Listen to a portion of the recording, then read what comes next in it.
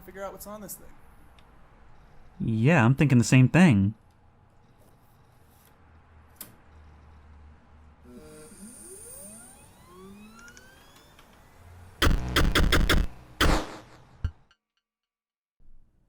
Huh. I wasn't expecting this. It seems we're actually going for like a faux retro feeling. But then again, I don't really know what I'm expecting. Hello everyone, and welcome to Inscryption. Probably one of the longest and biggest requests on this channel for some time now, and, well, I'm pretty excited, but also very blind here. See, apparently this is a horror-themed card game that is very heavy on vibes. Not the kind of thing I'd normally play. I haven't really played a card game since, like, I guess Yu-Gi-Oh! Forbidden Memories on the PS1. But a whole bunch of you have been urging me that this is right up my alley, so I figure at a certain point, I've got to at least give it a chance, right? It's like having our deck in front of me. I mean, I suppose that's not entirely true. I did recently learn some card tricks at the hands of Lucas Baker. Alright, so you say this is new game? That's weird. I guess we can only continue. Oh, do we have to actually... Wait, do we have to click and drag you up to here?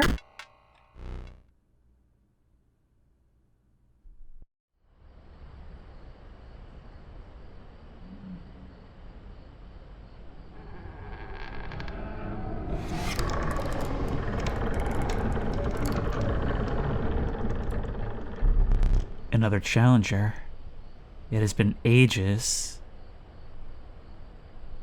Are we gonna play a game with the devil himself? Perhaps you've forgotten how this game is played. Forgotten? Is that why we could only continue? Allow me to remind you. Play the squirrel card. Okay, we've got wolf, wolf, stoat, and squirrel. Now play your stoat. Okay, and we W and S to look on and away from the board. Stoats cost 1 blood. Sacrifices must be made. Wait, so then if we have a look at that card... Okay, so I guess the cost is on the left? Oh, I've got to play it on top of the squirrel. An honorable death. Play the stoat. Oh, I see, I see. And we have to sacrifice our other cards in order to bring in the new ones. So we build on top of ourselves. Wolves require 2 sacrifices. You don't have enough. Ring the bell to end your turn. And commence combat. Your stoat stands unopposed. The number on the bottom left is its attack power. 1. Your stoat dealt me 1 damage. I added it to the scale. You win if you tip my side all the way down. Like this. Look at your hand. All mottled in gray. My turn. Your stoat stands in the way of my coyote. My coyote dealt 2 damage to your stoat, which reduces its hearts. That means your stoat's health is 2 less. If a creature's health reaches 0, it dies. It's your turn again. You may draw from your deck, or you may draw a squirrel. So is this... so this over here is always a squirrel. They're the basically sacrifice creatures. Well, I can get a wolf in there if I put down a squirrel, assuming this doesn't end my turn. Let's take a squirrel. How dull. Okay, but that means I can play the squirrel, and now I can take a wolf, sacrifice both of these. Fear not. The beast is sacrificed, but not removed from your deck. Its suffering was real, but you will see it again. Yeah, that one just begged me not to kill it. Are there souls contained within these cards? Okay, but now we can put down our wolf, which has more attack power, and it can kill your coyote, because it's only got 1 heart. And now, if we want to come back here, you may only draw a card at the beginning of your turn. Okay. And we cannot put down another wolf, so we'll have to ring the bell, just like you should. Because you are learning, I will pass. Again, the choice. A random card from your deck, or the certainty of a squirrel. Okay, well, I'm not actually in need of a squirrel right now, and even if I took one, I wouldn't be able to summon another wolf. So we'll bring this one. River Snapper. Oh, it's a turtle. It's got a lot of health, but not a whole lot of attack. 3 damage dealt, 3 weights on the scale. Pass. Okay, so you're letting me win this time around. We can now take another squirrel. We cannot... Presumably we can't take another, right? 1 card per turn, don't be greedy. Alright. Maybe I just pass. I mean, if we just attack, you're fine. We can always queue something up for next turn. Let's play cautiously.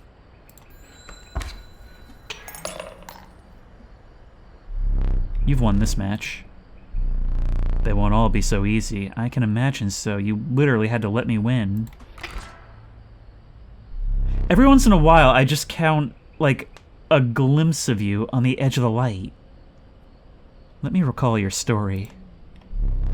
Oh, yes. You were lost deep in the forest. A single path revealed itself. I imagine each stage on the board will be another time we have to beat you at your game, huh?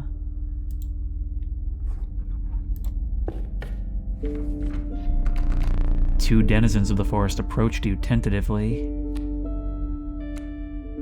You're telling the story through the game. That's really interesting. The caustic adder, damage from its poison bite, is always lethal. The undying cat, sacrificing the poor beast does not kill it. Yeah, but we know they feel pain. Look at it, it's a little kitty. Only one may grace your paltry deck.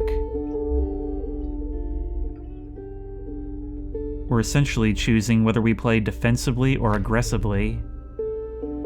When a card bearing the sigil damages another creature, that creature perishes.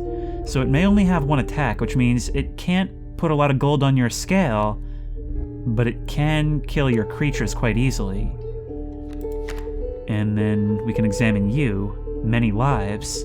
When a card bearing this sigil is sacrificed, it does not perish. Okay. Another creature joins your caravan. So we really want to collect these things over time, but we can lose them as well. Some of the creatures of the forest seemed willing to follow you. You came across an abandoned sack. You found a squirrel in a bottle. Break in case of emergency. And have a second. Another useful implement. I'll allow you to tip the scales with it. Pliers? 3 is as much as you can carry. So I imagine those probably function as my lifelines, right?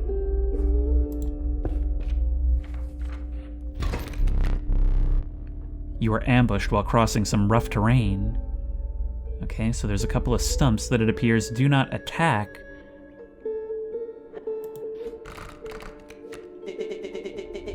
You sacrificed me while I was sleeping.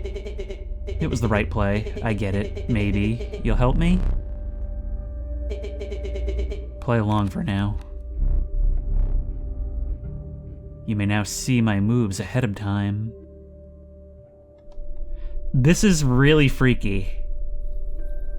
Fighting a card game of souls against an opponent we can't see and seems to be doing something to me.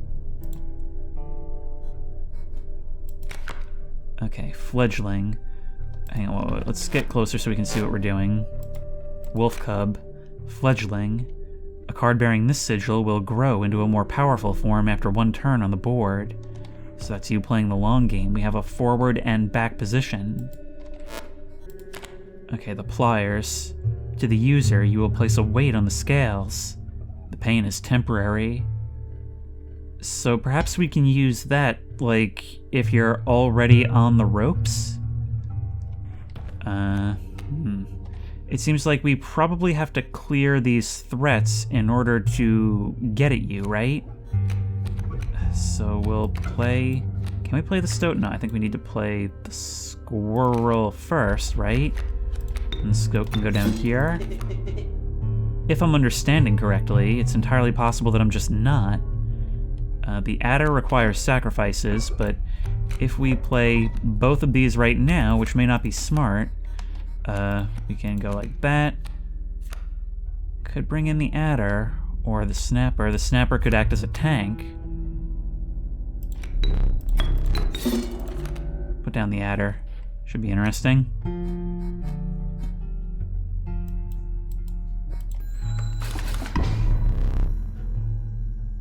That still works against stumps.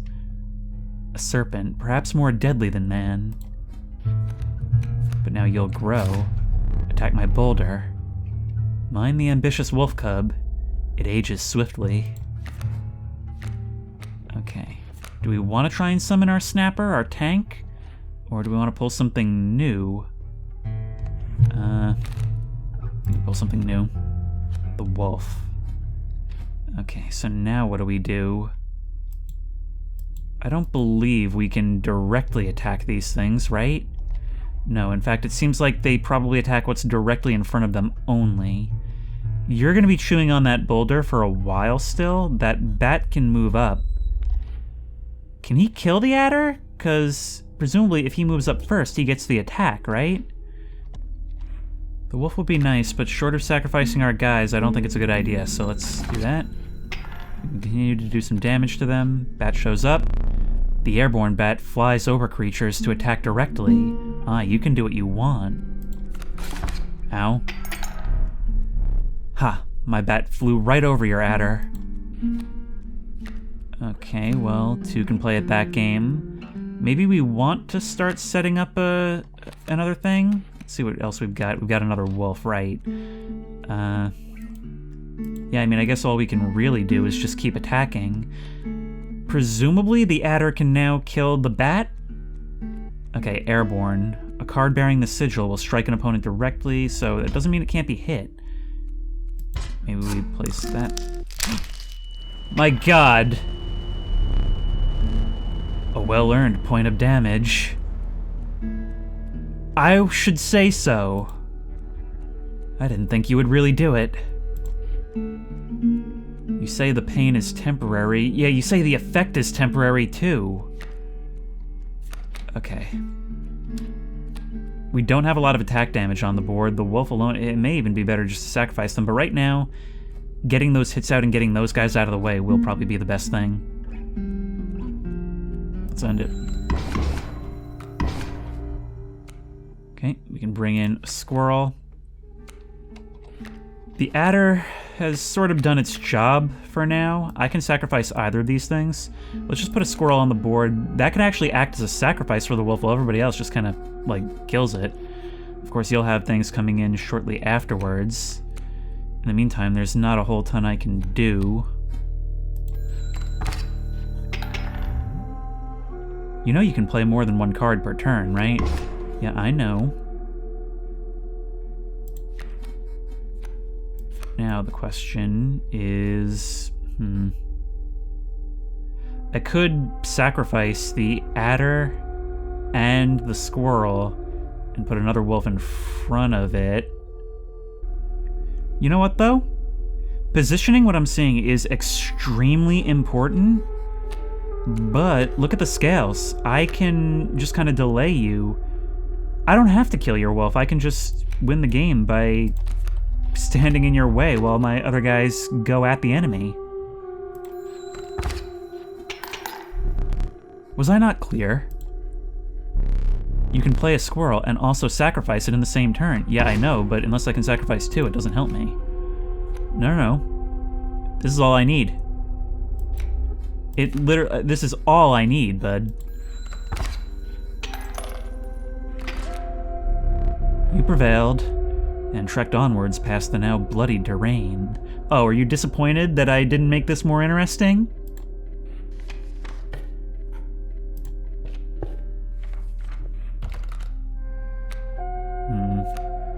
Well, it's definitely good that we'll have a more varied deck, isn't it?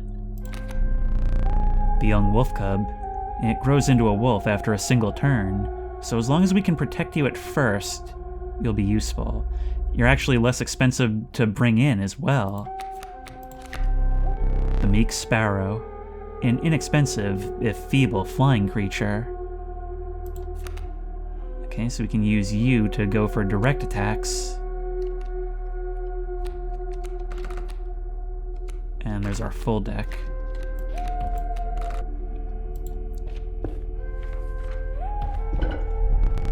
You stumbled into some strange stones in the mist. You are compelled to choose a worthy sacrifice, one that will be lost forever.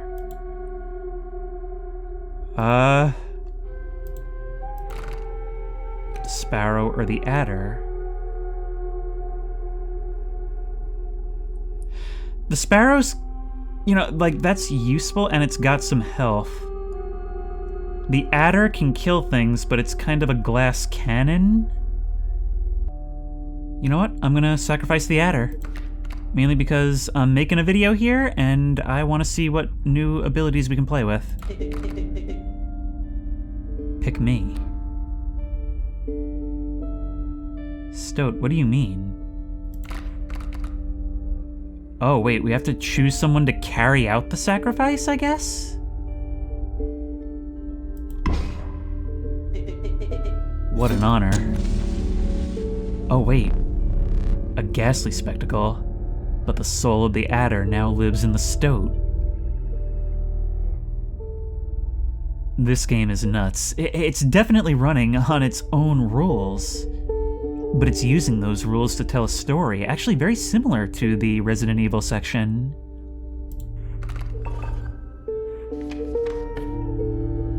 Okay, this is very interesting indeed so far. I still don't know if it's going to be my kind of game, like I may struggle with the gameplay still, but for style, it definitely wins a lot of points.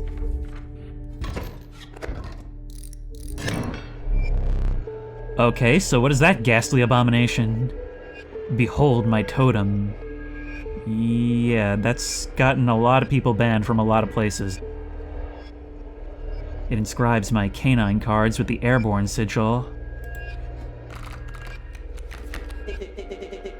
He's completely insane. You see that, right? No care for the rules. Pathetic, really. Enough. Only keeps me around to watch me suffer. Okay, let's learn about you. Airborne, a card bearing the sigil will strike an opponent directly, even if there is a creature opposing it. So you can just apply things to guys? Alright. Well look, I think they're pretty much guaranteed to get some hits in, unfortunately. But what I can do is place the squirrel here. Place the stoat down to kill you next turn, right? Back on the board. Yes, you are. And that's really kinda all we can do. You are lacking sacrifices for that creature. Okay, we really need to fuel the squirrel industrial complex here. We can hit you. You're gonna get 2 hits in.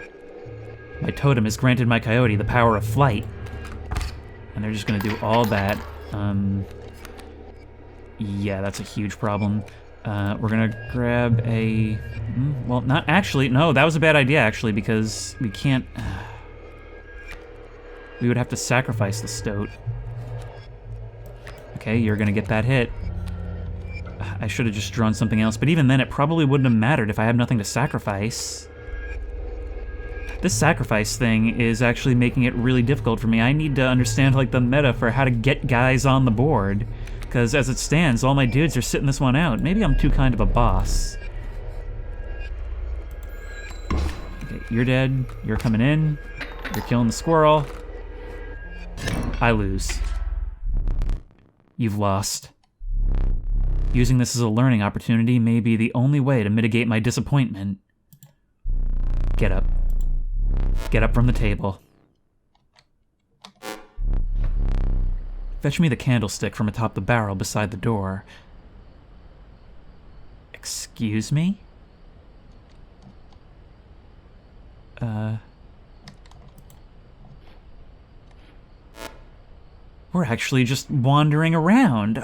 This game is so much more than a card game, isn't it? And what is going on out there? Even as we freely walk around, it just makes your proportions more clear and makes me even less sure of just what it is floating in the darkness beyond. Was that a hand that just reached away as we got close from behind that thing? What kind of cabin of horrors is this? There's actually, like, stuff for us to solve around this place.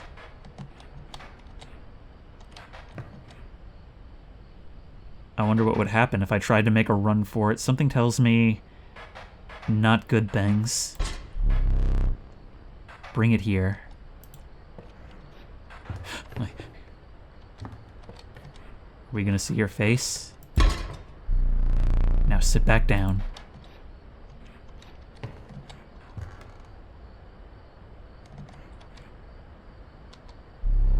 Let me explain something to you.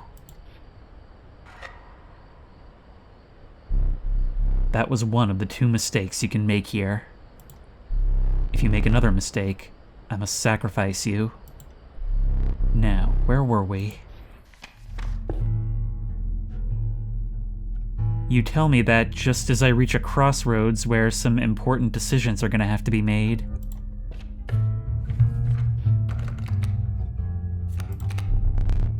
The watchful bullfrog.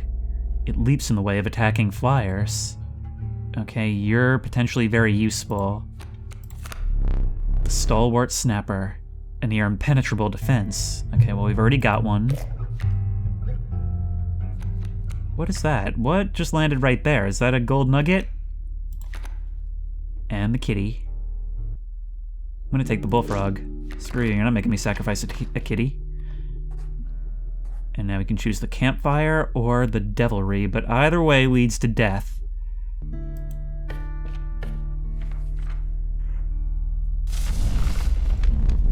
You came across a small group of survivors.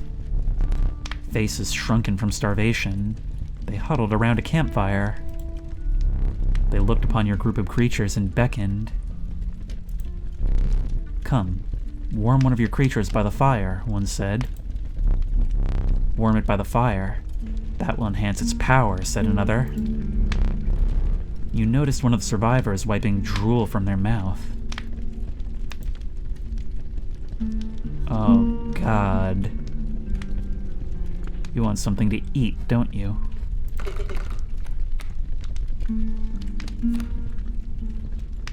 So now what do we do? Perhaps you take one of my wolves. If it doesn't work, we have 2. If it does, we have a more powerful wolf.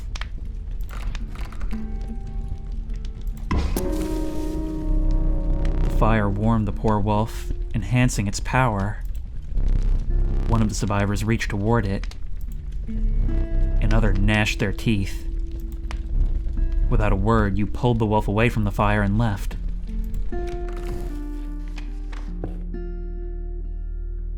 Huh, I guess everything worked out. I got the added power, and I was right.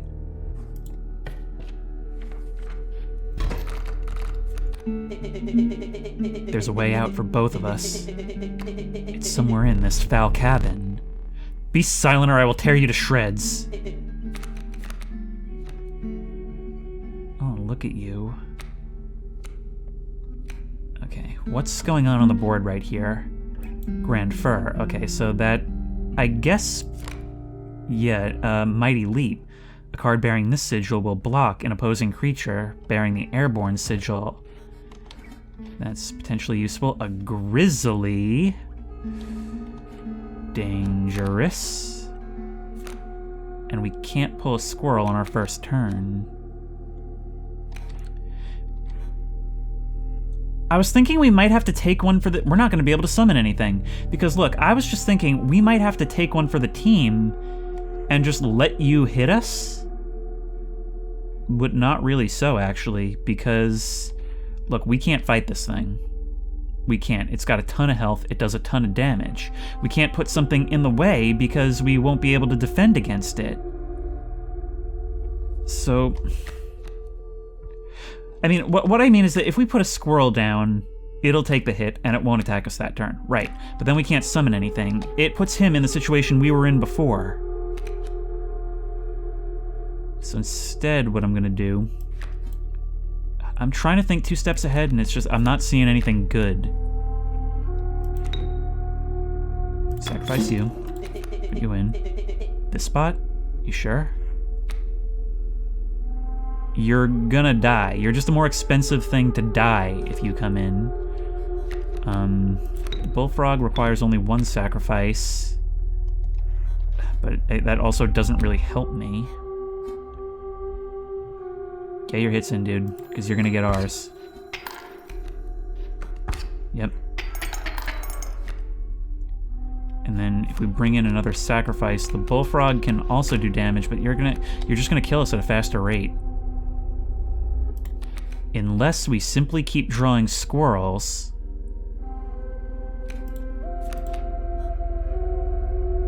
And stopping your attacks here. And we could spawn the Bullfrog, but it doesn't really matter. He'll die in 1 hit anyway. So yeah, that's the play. The Stoat...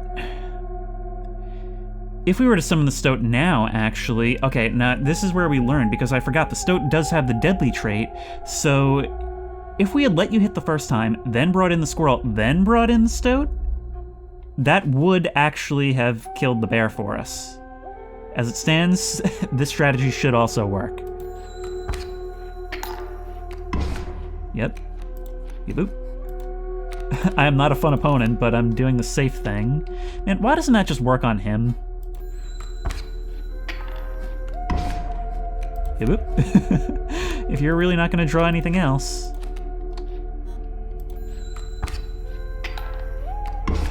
God, he hates me so much as an opponent. I am such a scoundrel. I wonder if I'm actually supposed to be doing this right now. But the thing is, it's like XCOM, which is a game I really, really like. You've got to be thinking, okay, what are you going to do next move? And what can I do to minimize your damage and maximize mine? And if something works, keep doing it. Yeah, boop.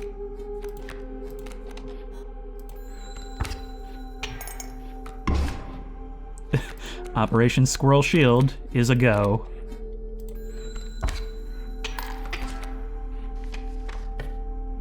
You got nothing to say, huh? I really thought you would be angrier about that. We could enhance somebody else's power. Unless there's some RNG in the outcome of that, which I also wouldn't put past this game. I just thought back to XCOM. Alright, let's go over here.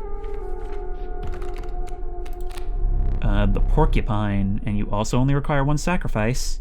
The Ornery Porcupine. Sharp quills await those who dare attack it.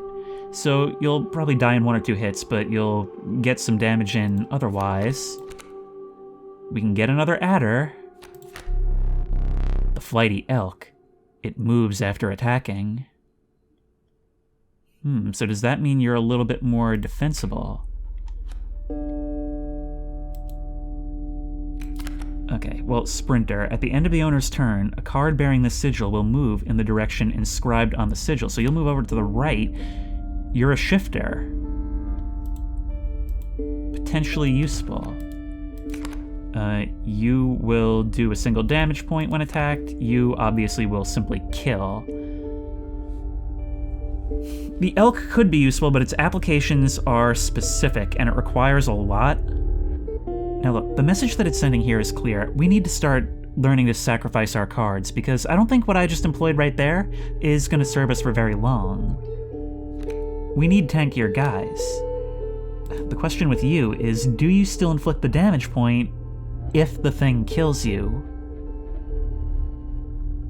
I'm going to take the elk on the assumption, on the philosophy that I should be trying new things, but on the assumption that I'll be able to do something with you later. Its bleeding yields 3 blood, if you can ignore the bleeding. Okay. A rock may get you out of a hard place. Ah, we can use that as a protective barrier.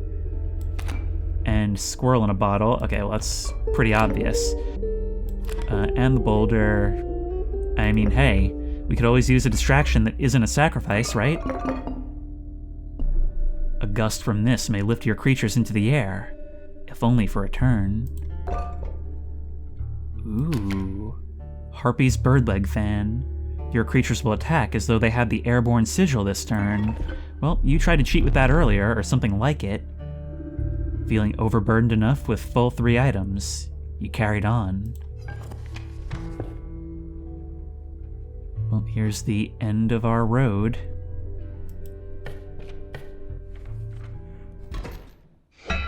The trees seemed to close in around you as a chill mist descended. In the distance, you could hear the clinking of metal on stone. A hobbled figure stood in your path. Hee-haw! 'Twas the prospector. God, the mask makes you even worse. Okay, what have you got ahead of you? It's just gonna keep moving over. It's got no attack.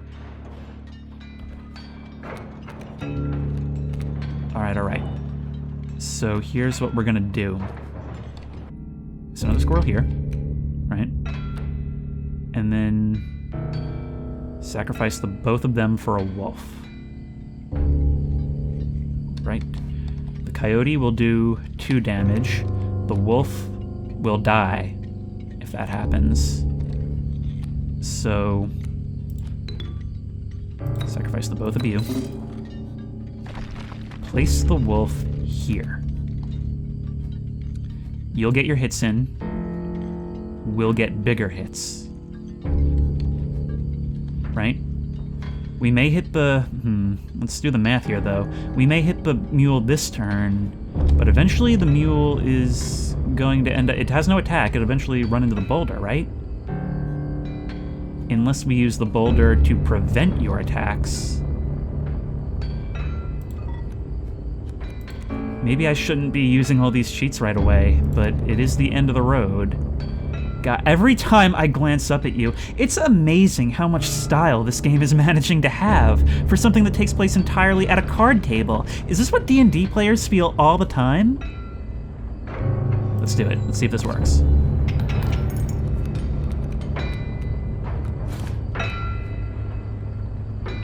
Okay, no, I kind of thought you would... I kind of had thought that you would shift to the right.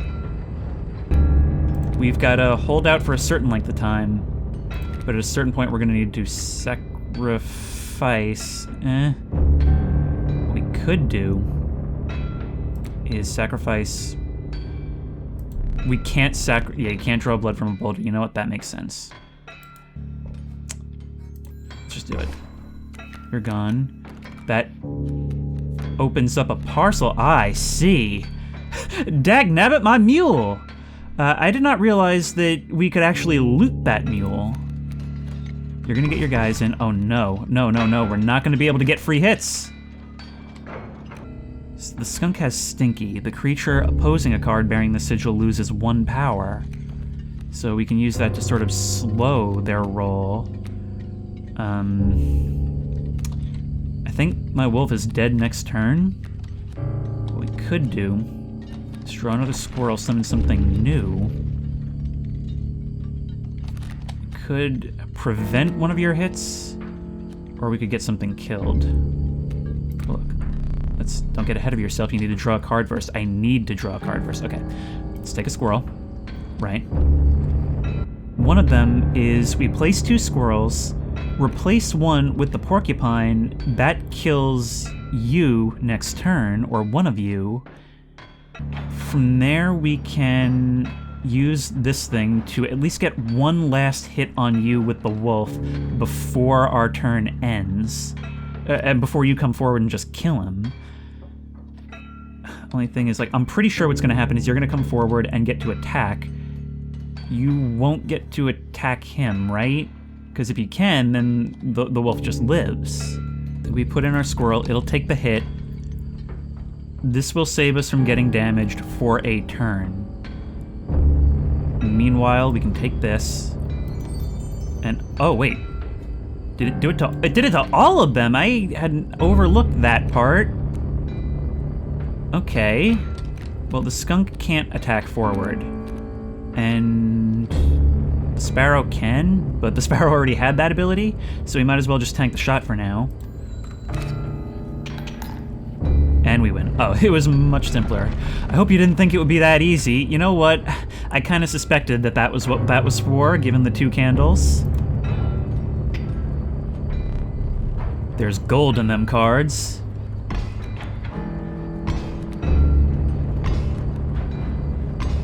What are you doing to me? Gold! I've struck gold! God, this is actually really tense. Okay, we can draw a card. What does all this do? Okay, so I guess that means we just have to deal with it. And there's a bloodhound. That knocked all that out. Okay, well, we should have taken... we should have just... I think we're quite screwed at the moment. Guardian. When opposing creature is placed opposite to an empty space, a card bearing the sigil will move to that empty space. I'm just throwing crap at the wall right now, trying to get some damage in. Oh no, you're attacking that. I thought the whole point of you was that you would fly over and hit him for, like, just go straight over and do damage. I don't think there's anything I can do. You know, because you kind of took everything I had on the board. Well, goodbye. I guess we find out what happens.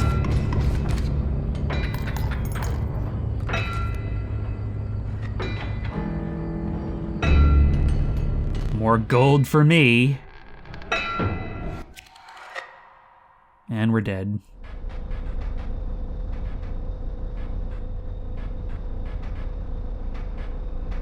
What is this?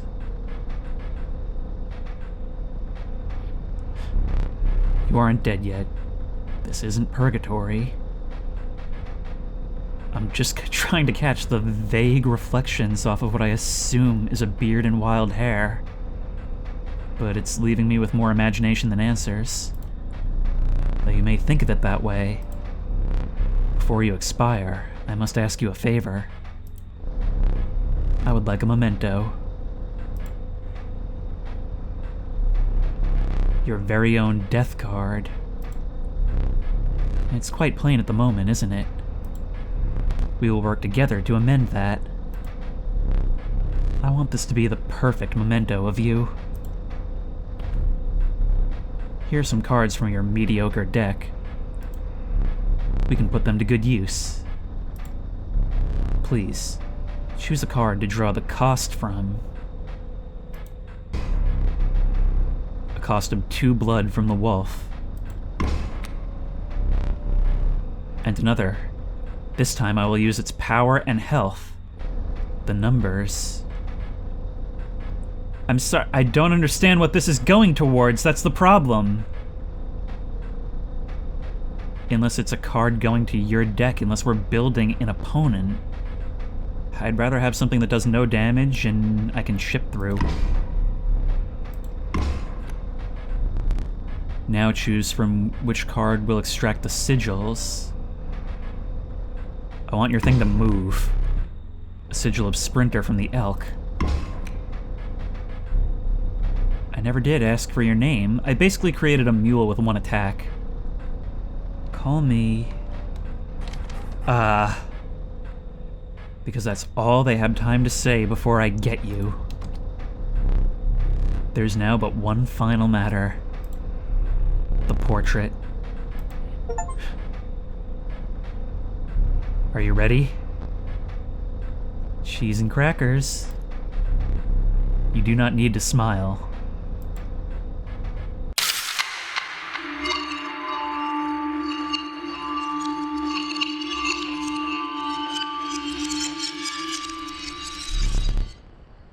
Here we go again.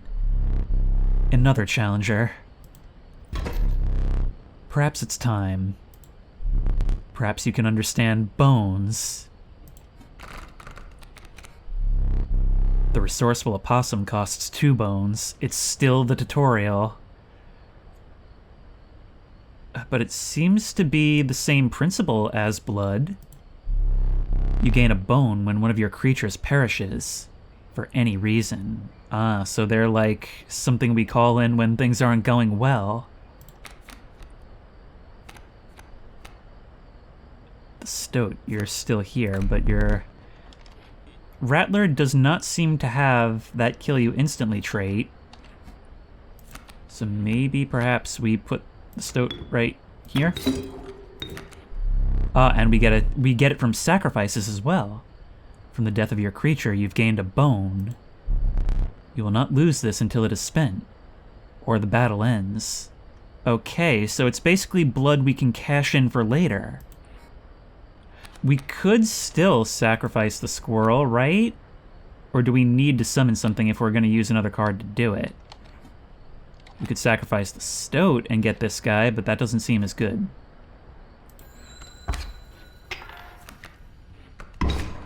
Yep. Now we get that. So now we need something to put there.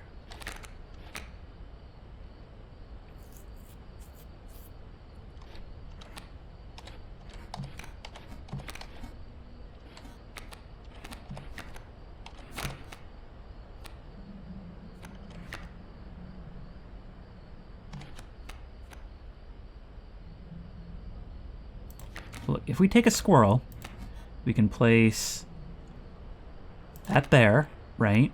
And if I understand this correctly, we can sacrifice you and you, get 2 of those tokens, that's 4, place the wolf there, you'll kill the Rattler, and then the opossum we can place and start doing damage for free, right? I think that's correct.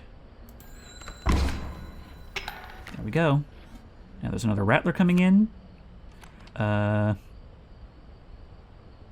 suppose we could start... This actually gives us a little bit of breathing room where we can start bringing in some blood for later and some bones.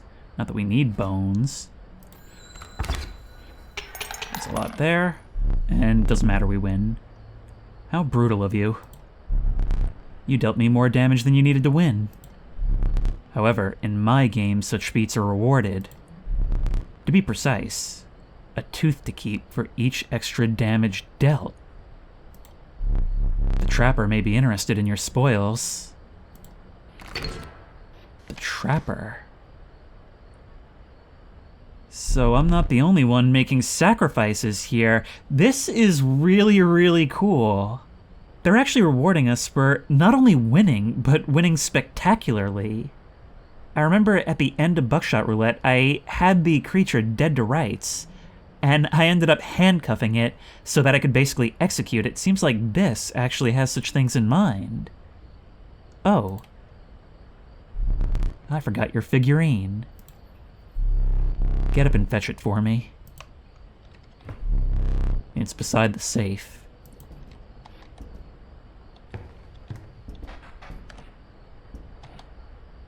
And I assume bad things happen if I try to run once more. Oh, hey, this is where you keep the little guys from the campfire. We can even place it back if we want. What is this? I'm sorry, I hope you don't mind if I just poke around. The squirrel and the black goat, maybe things that I left from earlier? Hang on, I hope you don't mind if I snoop. There's a lit candle. which I can snuff out. Some sort of wooden creature in a cage. A globe which we can spin. Sorry, I'm playing an adventure game from the 90s. A knife held by a squirrel. It's a whole house of curious devices and strange oddities. Of course, it's held in place. Alright, well, back to the game then, I suppose. Let us continue. A new traveler and a new horror story. The cockroach, unkillable. It returns to your hand after dying. In other words, we can play you as an infinite distraction. However, it does cost a lot of bones. The nefarious rattler. A brittle creature. Once past its monstrous fangs. Again, does a lot of damage, but a glass cannon, and it requires a lot to summon. In other words, it's effectively limiting these from being spawned in the beginning of the game. The meager coyote. But what did you expect for only 4 bones? Tell you what, the cockroach is actually, I'm seeing that as being the most useful. Maybe it's just because of the complacent way I've already started playing this. But I'm gonna take the roach. You know, you're free to get up again. To keep your blood flowing. You can even shift to a top-down view if we want. Okay. Okay. I think tipping the scales, I think that's no substitute for just giving ourselves a good opening and exploiting it to the max. So I'm gonna take... As for Boulder, being able to protect an area, that's also huge, but once it runs out, like, it also means giving up the ability to deal with whatever's doing that damage. A Hail Mary with a big damaged guy could do a lot with this. Some bone tokens for a rainy night. That helps us get a guy on the board. Let's take them, since it seems like most of our guys are starting to require these. And into the game we go.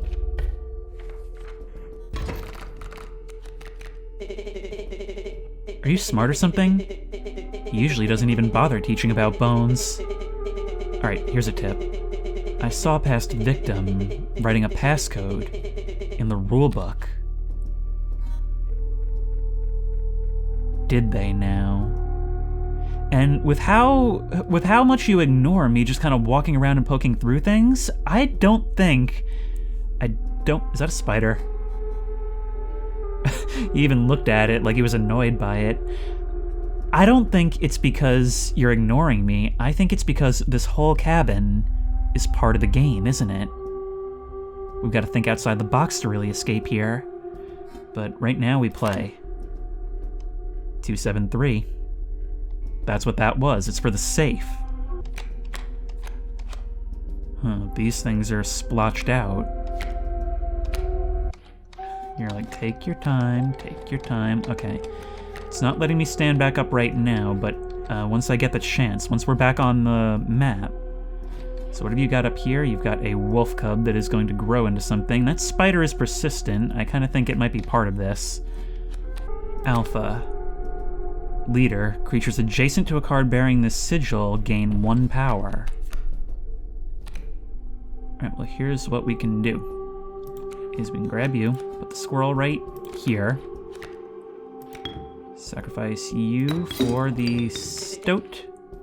And now we can kind of block you out with the roach. Right? Right.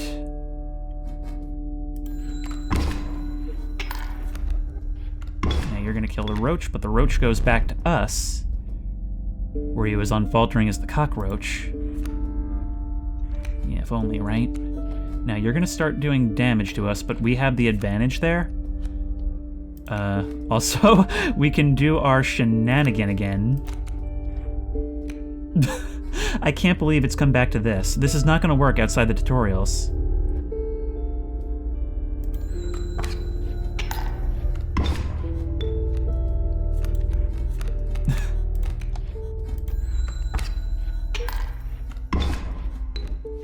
Meanwhile, as this is building up, we can put our roach back in front of you, but that's not really any better. The problem is, as long as we're doing this, it's not without cost, because it means we can't bring something new out of the deck. But we don't need to.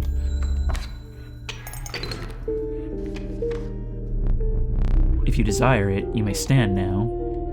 Yes, I do. It will allow me time to plan. I am no tyrant. You may stand whenever the map is unrolled. It allows me time to plan your next encounter. But do keep your hands off my possessions. What I meant to say is we're going to loot your stuff in full view, but that's actually what I was just about to get at. It's very clear that this isn't just a card game, it's a puzzle game. We can see what you're about to put on the board. That's something that isn't true for my side. It's very asymmetric. You set the puzzle, I have to figure out the way through. I have to figure out how to solve it. Okay, 2, 7, 3. Hang on, I'm gonna touch your things. 2, 7, 3. Stink bug. I wasn't sure if I would ever escape that iron crypt. Is the stoat around? The stunted wolf? The madness must end. Put that away. Sure thing, bud. What's the key for?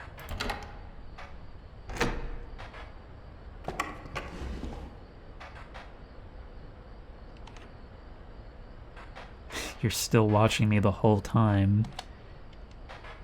Okay, is this some sort of puzzle box? It is. Oh, it's... Is this just like an abstracted form of the game itself? There's 2 of these.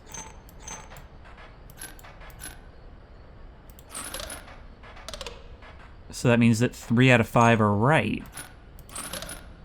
No. 4 out of 5. There we go. That opens you. Okay, I understand it now. Formidable creatures, those ants. Very well. I will add them to your deck and make them available for future challengers. And these require blood sacrifices. Okay, let's see what they're about. What happened to put that away and don't touch my things? You're really not beating the idea that this is what we're meant to be doing. 1, 3, 4, 5. The skink. I forgot that I had put that there. Very well, you may add it to your deck, and I'll deal you one every so often. But what is your special ability?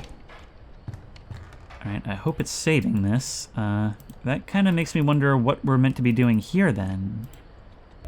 So now if we look at our deck, we have the Stink Bug, which the creature opposing a card bearing this sigil loses 1 power. Okay, so you work exactly the same as the skunk.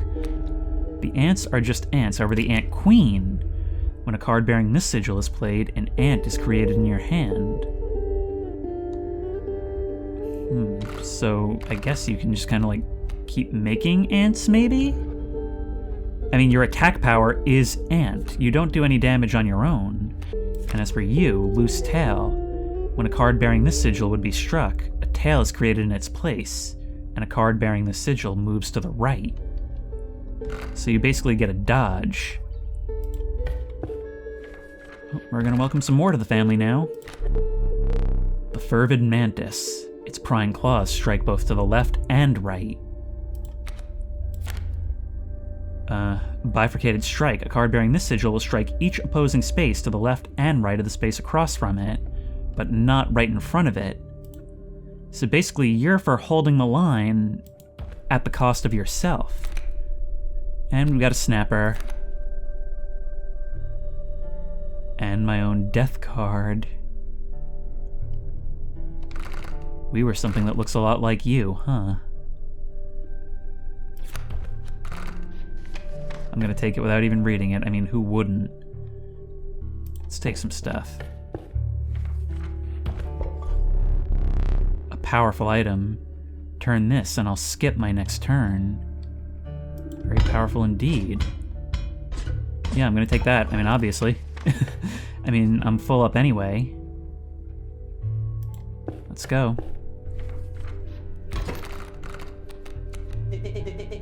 You again. Indeed. Our friend freed me. Well, I basically told them how to do it. You got a plan? We have another friend here. You've got to be... I wouldn't call him a friend, but I suppose we are in deep this time. Well, I've got a stump and a couple of sparrows. I'm thinking... probably drop the squirrel down here. Sacrifice him for the bullfrog. There you go. That gets us one of these. We'll bring in the stink bug next, maybe as a sacrifice. And that's really about all we can do for now. Actually, I'm pretty content to let this be the case for now.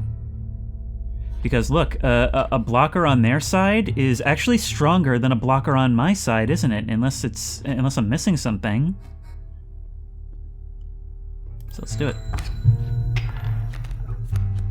Should stop you from flying over. There you go.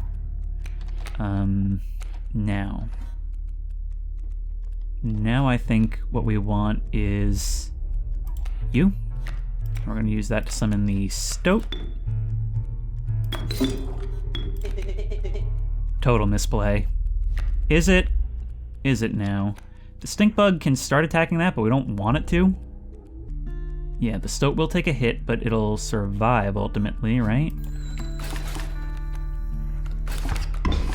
There we go. Let's take another card. Got the worker ant. That's one blood to bring in. I want to see what it does.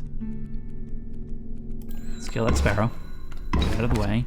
You're coming in. That's what we're gonna do. I see the way this is going. I concede. Really? Because I was gonna do something cool. You may accept my surrender. Or you may finish this match the slow way. An olive branch. Okay, so sanity check here. I was thinking I sacrifice the squirrel, bring in the worker ant. The worker ant does whatever the worker ant does. That's the thing. If it does at least 1 damage, well, we kill whatever's in front of it. And then the stink bug can also kill whatever is in front of it, and then everybody else can just continue hitting you. That's how I see it. But I also want to know what happens when you concede. So I'm stuck between wanting to see what happens with the ants and what happens when you concede. It's a new thing. It clearly wants us to see this. Let's do it.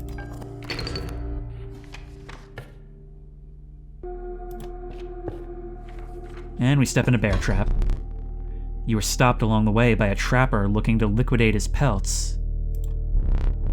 There was something uncanny about his appearance, but you were quickly distracted by his wares. Care to look at my pelts? The changing of the masks makes it overwhelmingly clear that you're the game master. And you know what the cool thing is? I'm feeling it. Consider me immersed. This is cool. Take a pelt, free of charge. See the quality? And there's the golden pelt. Yeah, it indicates that this is just here to be sacrificed. Oop. We can take that out of the bowl. You're leaving already? Please consider me pelts. You'll need more teeth for that one. So that's what you trade in, huh? Thanks for your business. The man assured you of the value of the pelts. They appear to be useless in a fight. but he mentioned that the trader further down the path would reward you for them. I see. Now the question is, do we sacrifice or do we get more things? We really can't get more things? So let's go forward. Now, that appears to be a game. What the heck is the thing on the left? Yep, we've got to sacrifice something. I think we've got a strong deck to do that with, though. The choice is yours. I'm looking at this, and I'm actually seeing a lot of cool things we could do. For example, we could make it so that the cockroach has the ability to also stop flying enemies. We could make it so that any one of these things is basically immortal so long as we have sacrifices to bring it back with. Well, actually, I'm not sure about that because before, we imprinted that ability on the Stoat, who didn't actually have any ability to begin with. So will they have two abilities, or will it just be replaced with the one we're sacrificing? Technically, would be a better Ant Queen than the Ant Queen. I mean, it wouldn't do ant damage, whatever that means, but it would constantly spawn ants. I mean, if we had a Stoat that just spawns ants, that's kind of cool, right? Yeah? Alright. I still yet to figure out what they do. The problem is, there's so much I don't know so far. And I don't know what's ahead of me either. So strange. Why can't I remember his name? I believe I lost some of my memory in the flash. The same flash as what's going on out there. Alright, what have you got going on your end? The sparrow, 2 sparrows. The value represented with this sigil will be equal to the number of ants that the owner has on their side. So basically you want to create a swarm of ants. That's what you want to do. So you guys are probably best, best saved for stuff like that when we have a queen on the table. Well. And you're gonna hit me for 2, and come in with more. Yep. If we pull somebody from here... Rabbit pelt. Well, that's totally useless to me. Awesome. Back in the game. Okay. You're gonna continue getting hits on us.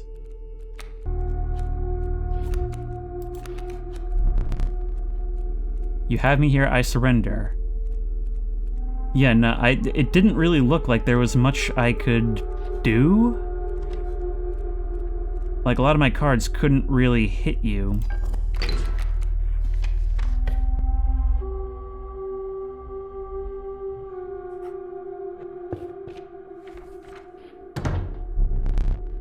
You encountered a small outpost in the woods tended by a mysterious woman.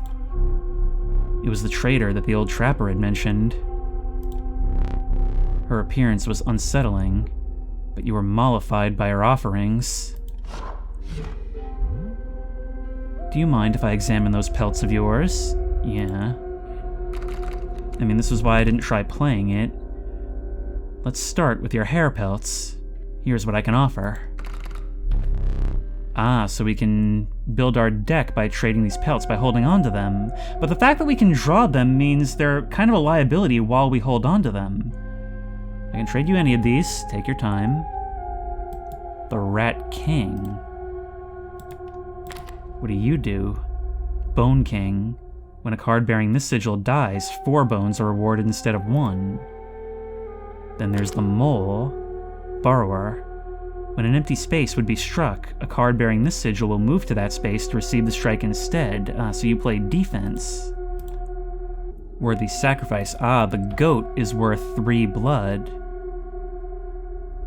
That would be exceptionally useful when paired with the grizzly, because, look, our goal is to basically make an opening and hold that open while we survive. And my problem this entire time has been not being able to get things onto the board. So I'm going to take the black goat. I think that best patches the hole in my experience here. These pelts are most excellent. My thanks.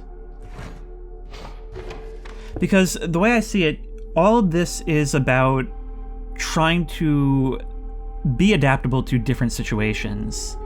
You also want some redundancy because you gotta account for draws. If we combine your immortality with the black goat, which only requires one sacrifice, maybe we can use that to rush some stuff onto the board. And we'll see what happens. And yeah, no, you do stack. You do stack. That was the risk I was taking. Oh no, are we facing off against the Prospector again?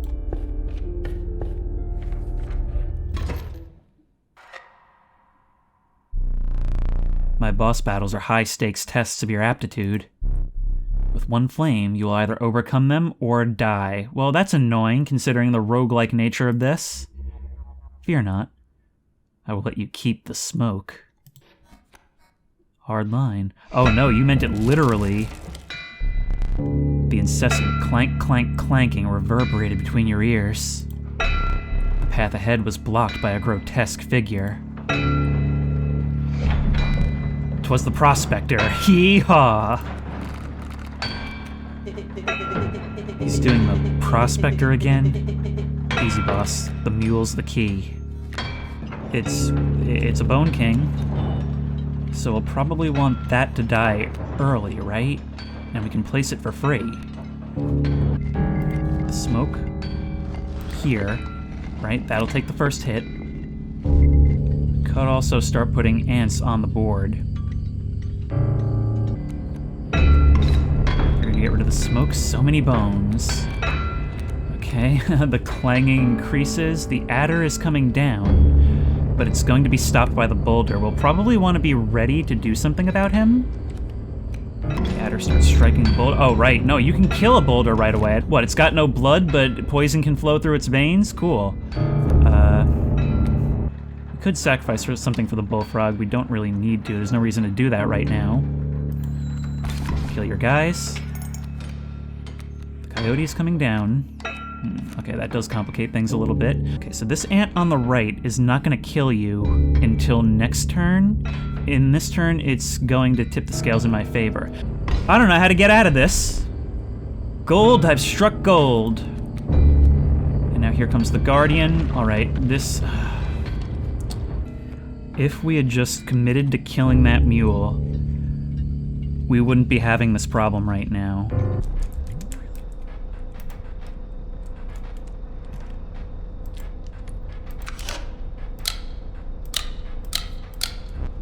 Pathetic. Did you really think I would leave film in there? Do you have any idea what that camera is capable of? Give me that. We have a memento to create. Oh my god. Now for my problem, this could potentially help. Something which costs 2 bones, but can be sacrificed for 3 blood. And not only that, but it's 2 sets of sigils, which presumably we keep. A sigil of worthy sacrifice and a sigil of unkillable. That's something that's low cost and high gain. 2. So everyone who comes here is a new traveler, until we can work this out. One more thing now remains. I must capture your visage. There we go.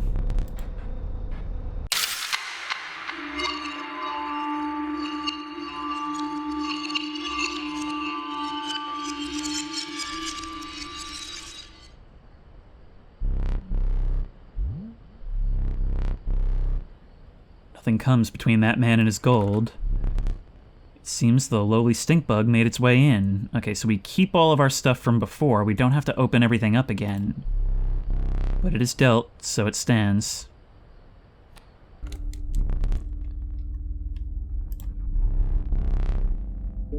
Oh, now I don't choose a specific beast.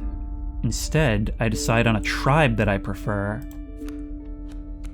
I still can't tell if I'm in the tutorial.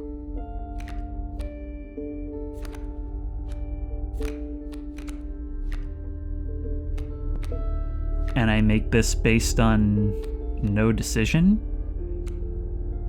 I imagine it's like sneakiness and hitting from the back, attacking from the front, or just being able to tank a whole lot. At least if pass cards are anything to go by. Let's try the crow.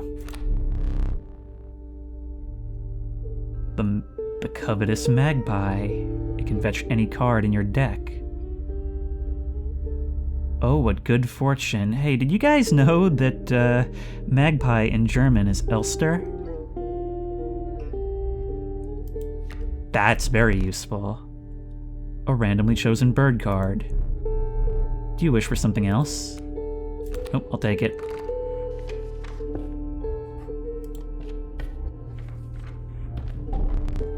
An ancient woman emerged from behind an oak tree. She carefully laid out intricate wood carvings, then gestured at them brusquely. Choose.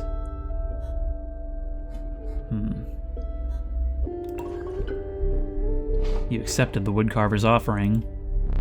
It is useless without its second half. But you intuited that this would not be the last encounter with her.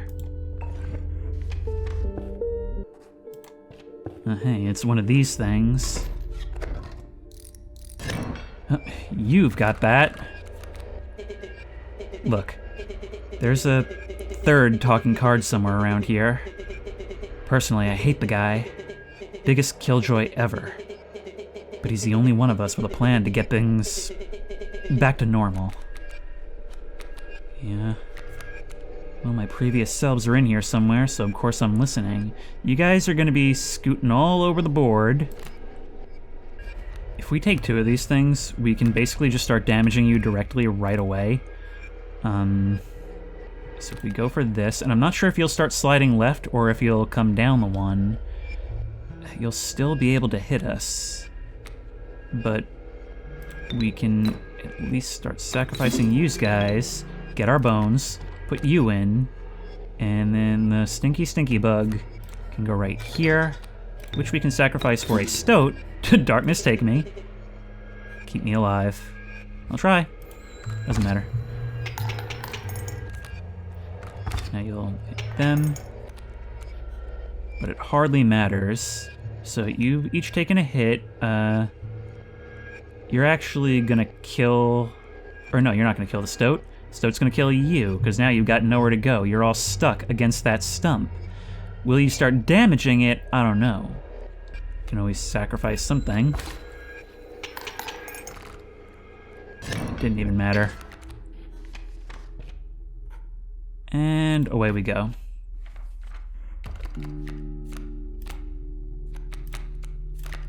And once more we're made to choose. The inevitable maggot. They will lurch forth from your hand when your creatures are killed. A creature that your own perishes by combat, a card bearing the sigil in your hands is automatically placed in its space. So it keeps the defense going and allows you to get another attack in. Alright. Could be interesting. The old woodcarver again appeared before you. Choose. Let's go with the bug. The old woman bared her teeth in satisfaction. Your first totem was complete. The Bone King sigil will now be marked upon all your insect creatures. Oh, it only applies to them. So it's an ability and a type. Well, we could strategically sacrifice guys that are low on health, right? So, for example, if I were to take a squirrel, put you here, bring in the wolf to eliminate the alpha. That gives us more bone tokens. We're up to 3 now, I believe. So you're gone. Wolf cub is in. It's gonna grow into a big one. But the bullfrog can deal with you quite handily. You concede. What happens, however, if you don't do that? What if we decide to keep fighting? More bone. You just really want to save that wolf cub, huh?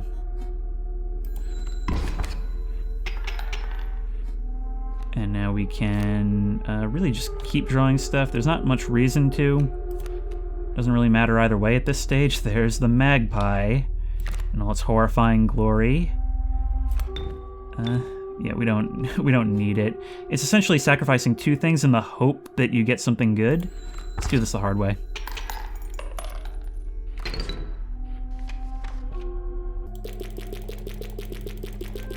It's kind of satisfying, isn't it? All right, let's grab the black goat. Let's go up here. The bones of the ancient woman creaked and groaned as she approached. God. With gently shaking hands, she placed her offerings before you. Okay, worthy sacrifice, we could turn anything into a good sacrifice. Let's do it. My problem is getting stuff on the board. We can actually swap out whatever in here. If we had a whole bunch of ants... If we had a whole bunch of ants, which we don't anymore, but if we had a whole bunch of ants, that would be tremendously useful, wouldn't it? The old woman collected her pieces and shuffled off into the darkness. This is doing something that is very important in any sort of strategy game, and that's granularity. There's a wide range in between total success and total failure, and there's a lot of different ways you can mix and match these abilities to do some truly weird stuff. And I think it's the ability to have some kind of unexpectedness to it that is what makes this stand out from other card games. All right, let's go to a normal game.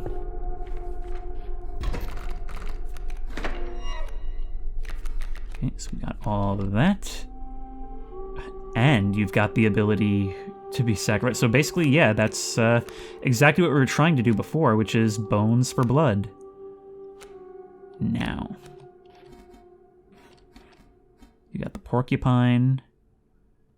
We don't want to strike you twice. If we're going to hit you, we want to hit you with somebody who can kill you. I think all I can do right now is trade the squirrel or the bullfrog.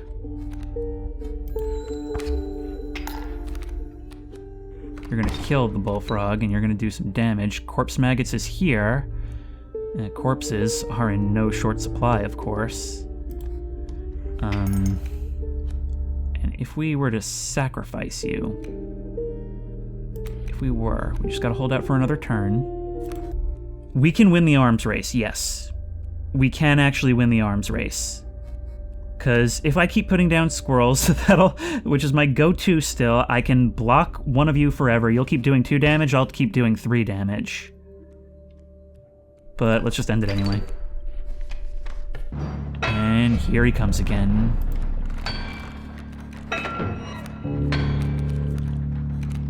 Now, as I see it, we have an opportunity here to do a whole lot. Now, obviously we have to remember we need to kill this mule. And then... Yeah, we could leave him be.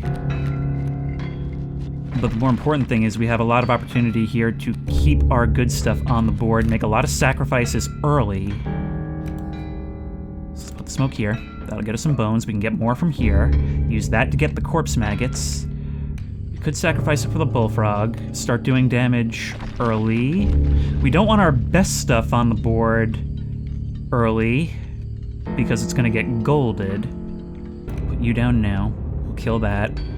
This guy comes in. He's going to get some damage. We could block him with the boulder, but we want to save that. We'll save the pulling teeth. Let's pass for now. You're gone. Okay, we're going to get good damage on you the next turn, and the one after that if we don't kill you. So let's keep defending ourselves and keep that pinned.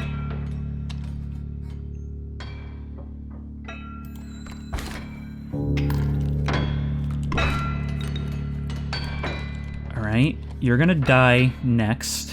That's good. We'll get our things.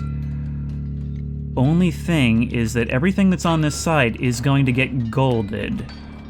Ring, ring-a-ding-ding. We get those cards. Dag-nabbit, you gold us up. We win that round, sort of. Not quite yet. Could use our many bone tokens to get a coyote of our own. Kill one of yours. Then again, maybe we want to use some of our blood here. We're gonna win next turn pretty much no matter what, right?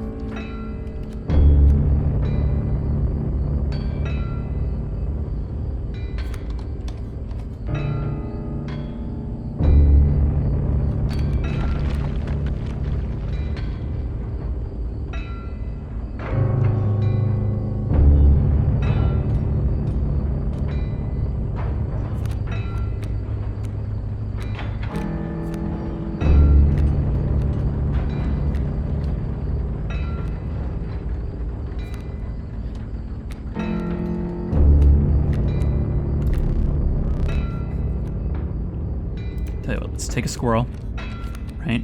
Put that down. Bring in the skink. And you'll go there. That's fine. All of this is going to be gone next turn. We just need a little bit more to get rid of you. We can deploy a sacrificial squirrel here, which might be dooming me, but it'll get us through the turn. I can always bring in a coyote. That goes out. We lose all this. There's gold in them cards. Yes, there is. We get all those things. Here comes your guys. I pull more. Rabbit pelt. Great, great.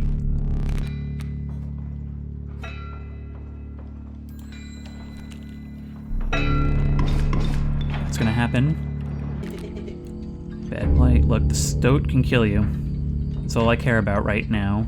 We can drop the coyote whenever we need. Let's also start tipping the scales in our favor, because we might as well. Imagine if we just win on that. Yeah, no reason not to use that right now. Kill coyote. You're coming down. You're going to start hitting that. We still got a little bit of time on that, actually, which is good news for us. We need to draw a card. Now, here's a consequential decision. You want somebody to sacrifice? Answer, it doesn't really matter.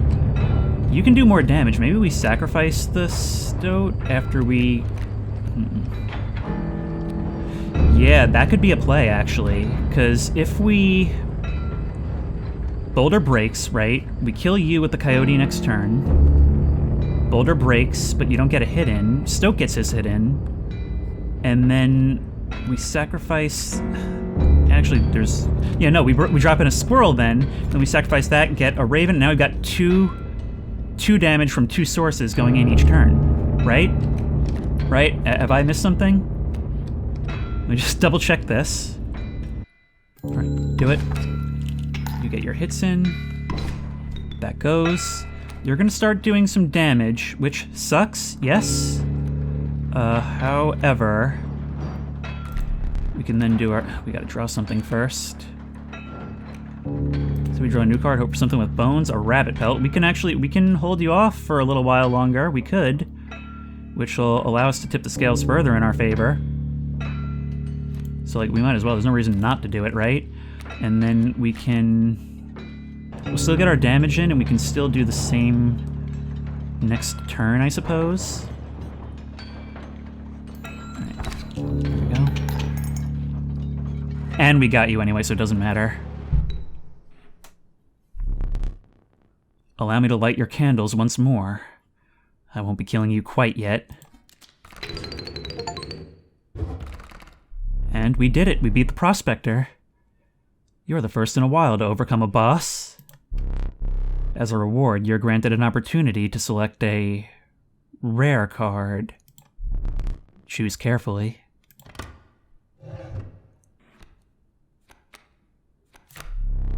The Stalwart Mole Man, the ultimate defense. So you have the Burrower trait. You can move around and just take hits. Pack Rat, the prudent pack rat. Never doubt the utility of a well-stocked pack. We receive a random item as long as the pack isn't full. You would think it would mean we can carry more items. And the Amalgam. Canine, hooved, reptilian, feathered, insectoid. The Amalgam is all. Which means that something that's somewhat defensible, somewhat attack-worthy, and requires something of a sacrifice can have any totem effects applied to it. I'm going to take the Mole Man because he seems like a really good... I mean, future bosses probably have different gimmicks, but I'm preparing for the last game, and I feel like the Mole Man is a really low-cost defense mechanism.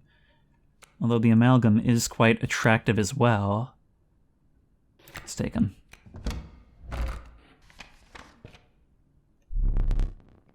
With sound of the Prospector's pickaxe still ringing in your ears, you carried onwards. Oh my, this is spreading out. The rank smell of rotten mold permeated the humid air. Every step forward was answered by some nearby slip or slither. You tread cautiously into the wetlands. This is a roguelike, and you're clearly meant to do multiple runs. I mean, as I saw, even when I would lose, the run leading up to that boss fight was always different, and presumably there's a different one at the end of this map. But it keeps it from getting stale not only by randomizing the path and the puzzles it gives us itself, but also because the cards themselves are so varied and they all work off of each other in such ways where even though the game itself is very simple and it does a pretty good job of teaching you, there's a lot of room for creativity in how you play these things off of each other. And as somebody who doesn't really have interest in card games as a whole, it at least made it fun to kind of explore all of these different possibilities, and it makes it less frustrating by kind of baking your deaths into the narrative. The only thing that I am not sure about, and I can't even criticize this because I don't even know if this is how it works, if we were to die here, do we have to start a new run doing everything we just did again? Or do we start back up at this map? And, like, does it keep our progress if we manage to make it all the way through? But of course I also have to talk about the standout thing for me, which is the vibes in this cabin. Sitting across from an opponent who we can't even see. Someone who is so invested in the love of the game itself, but who is so malicious in intent, you can just feel the malevolence from the shadowy corner they sit in. And just this whole cabin of curiosities this all takes place in, being able to hear the patter of rain on the roof and the flashing of lights outside that suggest we really don't have the option of leaving. I guess what I'm getting at is that it's not just an engaging game, and it's not just a creepy and comfy style. These two things actually work with each other. It's present in the gameplay, it's present in the way these things play out. And for that reason, you don't stop thinking about the cabin and the rain and the flashes when your face is down on the table dealing with the game itself. And that's a real achievement. I mean, hey, it definitely got my attention and I was able to praise it, even though it's a roguelike card game, which is two things I should absolutely hate. What this game is immersive, because I feel like when you're looking at this game on the table, you really lose yourself in it. And then I almost get the same feeling as when I stand up from my computer chair when I come back and I explore the cabin and walk around. It's a breather between some really intense games. But in that way, I almost forget that the real me is sitting in this chair. And I can certainly see, like, even though coming back and starting again is a different experience, I can certainly still see that getting more annoying after a while, especially when you're doing a Let's Play where you have to get something done in a certain length of time. But I suppose the only thing to do now is to try and leave. Oh, it's just locked. Well, I suppose that's better than whatever horrible fate I was expecting. Well, until we face our opponent again, if you like this video, please remember to like, comment, and subscribe for more creepy and comfy content. If you have any ideas for other videos you think I should do, the best place to suggest that will be at the Discord, which I will link in the description. If you want to try this game out for yourself, that link will also be in the description. If you want to support me on Patreon, that link will be in the description. And as always, I will see you in the next one. Hello everyone, and welcome back to Inscryption. And we find ourselves once again sitting across from our horrible host in the darkness. And I'll be honest, I had a couple of questions for you at the end of the last part, and it's not even going to matter now because I'm playing this right away. And I've got to get these series out somehow, and I do, even though I don't particularly enjoy the stressful gameplay, I did find myself drawn back because I feel like I've got to know where this is going. I've got to know just who wants me here and why they're so obsessed with this game of souls. So we're coming back in, and we are just gonna have to find out the hard way if losing here means we have to go all the way back through the Prospector. Now, if we don't, I'm gonna be a lot more stoked on this game because it means it's gonna be much more doable. But I wanna take something going forward, an observation that I've made since the last part, and that's which of course is like 10 minutes ago. The other guy, the Prospector, was a puzzle, just like everything else. His whole thing is that he wants you to expend your usual Alpha Strike strategy going forward, and then in the next round, you can't play your hands. It's not the way it was going, it's deliberate. And so we've got to treat the next one the same way. We'll probably die, but we'll learn what their thing is. So let's go. Show me some exquisite pelts. Okay, hair pelts. Oh, we get to keep them even though they did die, which, I mean, makes sense, actually. And for these, we can trade some things. We can get another mole. The beaver's got a new thing. What does he do? Dam Builder. When a card bearing this sigil is played, a dam is created on each empty adjacent space. A dam is defined as 0 power, 2 health. Okay. That doesn't really seem worth the cost of admission to me. The pronghorn can also move around and just start slicing and dicing. So you're like a mobile platform. The turkey vulture... Turkey vulture's a tough one. Turkey vulture would have done us pretty well last time. It's a lot of bones, can only come in late, but can do a lot of damage and can do it over the heads of enemies. I'll take it. Let's live dangerously. Let's live dangerously. I think a lot of the time we're not going to get to use it, though, is the thing. We could take both. You have my gratitude. I love that. I love, like, you just playing those roles. And yet it's no less immersive. It's a very immersive game, you can't deny. Let's get our things. We want our bonuses. If you deem it necessary, you may cut up one of my cards with these. So it's just a free kill something? Okay. More bones definitely helps with what we've got. Oh no, you can't use that. Okay, but what is it? I mean, you can't just put that on the table and not have me be curious. Failure. To the user, nothing will happen. Bottle of goo has no use. It's probably an achievement for using it, I bet. Now let's take the squirrel. Although I'm tempted, and this is a game that very much encourages you to respond to those intrusive thoughts, so maybe we should have. It's gotta have something it can do, right? let's try our first game, I guess. Oh, we get the stink bug back, and it has its abilities, and that's because we have the totem. Okay, well, you have that over there. And you're gonna do that, so there's no point in doing the usual thing of just killing your first thing right off the bat. Is it just me, or is this like a uniquely crap hand to start a game with? And I guess we could place that there, bring in Mole Man to negate some early damage and get some stuff going. And then we could break this. I don't want to use these things so early. But then bring in Mr. Bat, and Mr. Bat starts hitting your side. Right?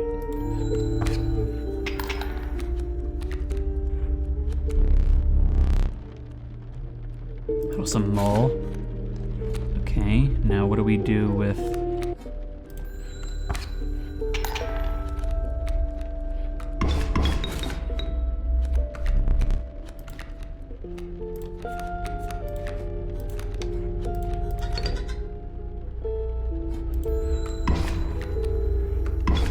It's just a rush of things. Like, I'm just placing stuff down because it doesn't look like I can actually beat this. I'm not gonna bother wasting any more of my things here. Yep, Magpie. And it doesn't even really matter what I do. I can draw whatever card I want, but again, it doesn't matter. I can get all that. Place you down here. You can kill said adder. And then I can get somebody good. There's not really good options here. I can, if we look forward, let's take the wolf. I should have the blood to bring you in, right? Because I sacrificed a 3 guy. I could kill the adder.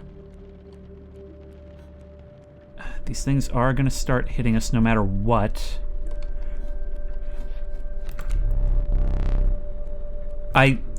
I thought the whole point of that other thing was that he counts for 3 blood.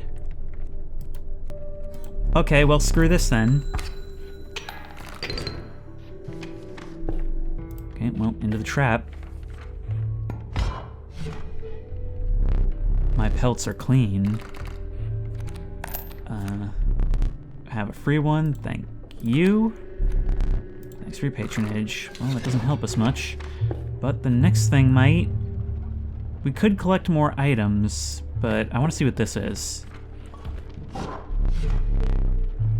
There we go, it's the wood carvings. Okay, how can we mix and match? If you have a wall advancing on us, it might be useful to be able to have everybody flying. Hit big damage even... Now, here's a thought. If we had some, like, say they have, like, a stone or a stump or something on their side, we could place something big damage, like a wolf behind it, and just get free damage throughout the game, right? Let's take it. Let's mess with that later. For now, I'm still gonna keep you as is. When you looked up again, the ancient woman had vanished. You really are just a chameleon actor. You become the role, you know?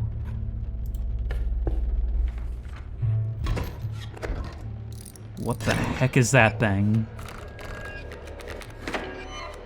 Your bugs will behave buggily. Will block an opposing creature bearing the airborne sigil. Okay. So that's not the worst thing. What have you got on the board? You've got the bee, who can do all that. And you've got the frog incoming. And we've got a rabbit pelt, so that's where we're at. Decided we're gonna tank our damage right now. Keep a squirrel on the board. Bring you out. That's the wolf. Okay, here's what we're gonna do. We're gonna spawn another squirrel, right? We're gonna place that here. The wolf is gonna take these guys and start shooing through this guy's. Meanwhile,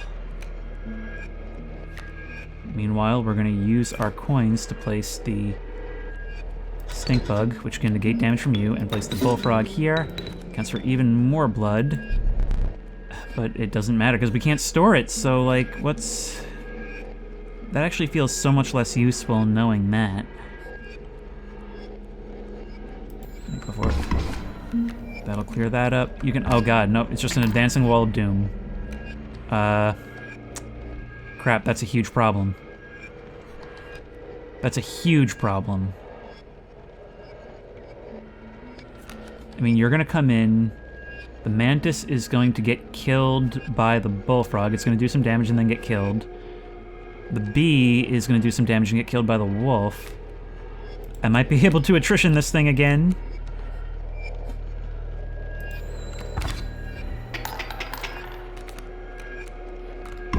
But not if you keep doing stuff like that. Right, this mantis is, well, no, never mind, it doesn't matter because it's gonna die anyway. It's all on you, bullfrog.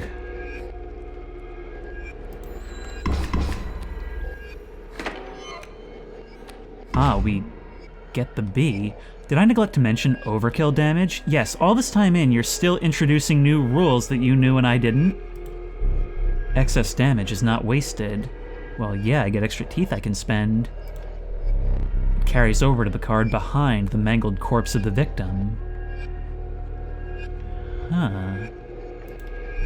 Lucky for you. There goes Squirrely. We can sacrifice you for big coins. And you're just still moving things in. All right, we can use you to hit behind. I mean, I could always just remove in... you can only remove things that are right in front, and it's not really worth it.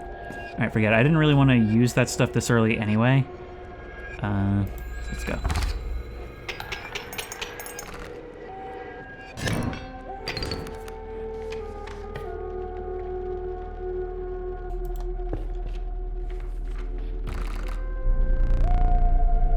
You must make a different kind of choice now.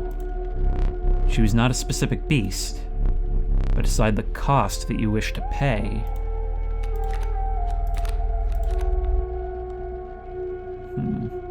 One bone is basically free.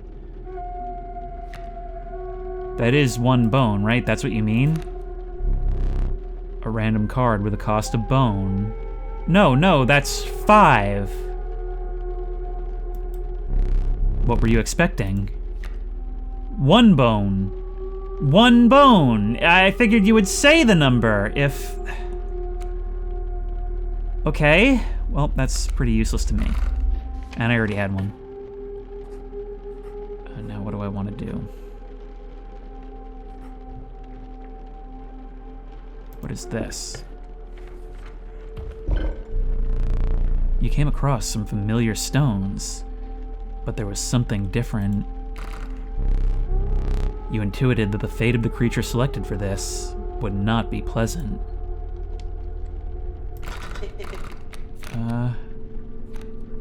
Okay, what do we do it to then? Well, tell you what, we don't need more corpse maggots at all. You callously slaughtered the corpse maggots. However, the Bone Lord was pleased by your sacrifice. You'll start each battle with 1 extra bone. A minor boon of the Bone Lord. You shook off the viscera of the poor corpse maggots and carried onwards. Well, let's move forward, I guess. Seems not worth it if we didn't have basically a throwaway card.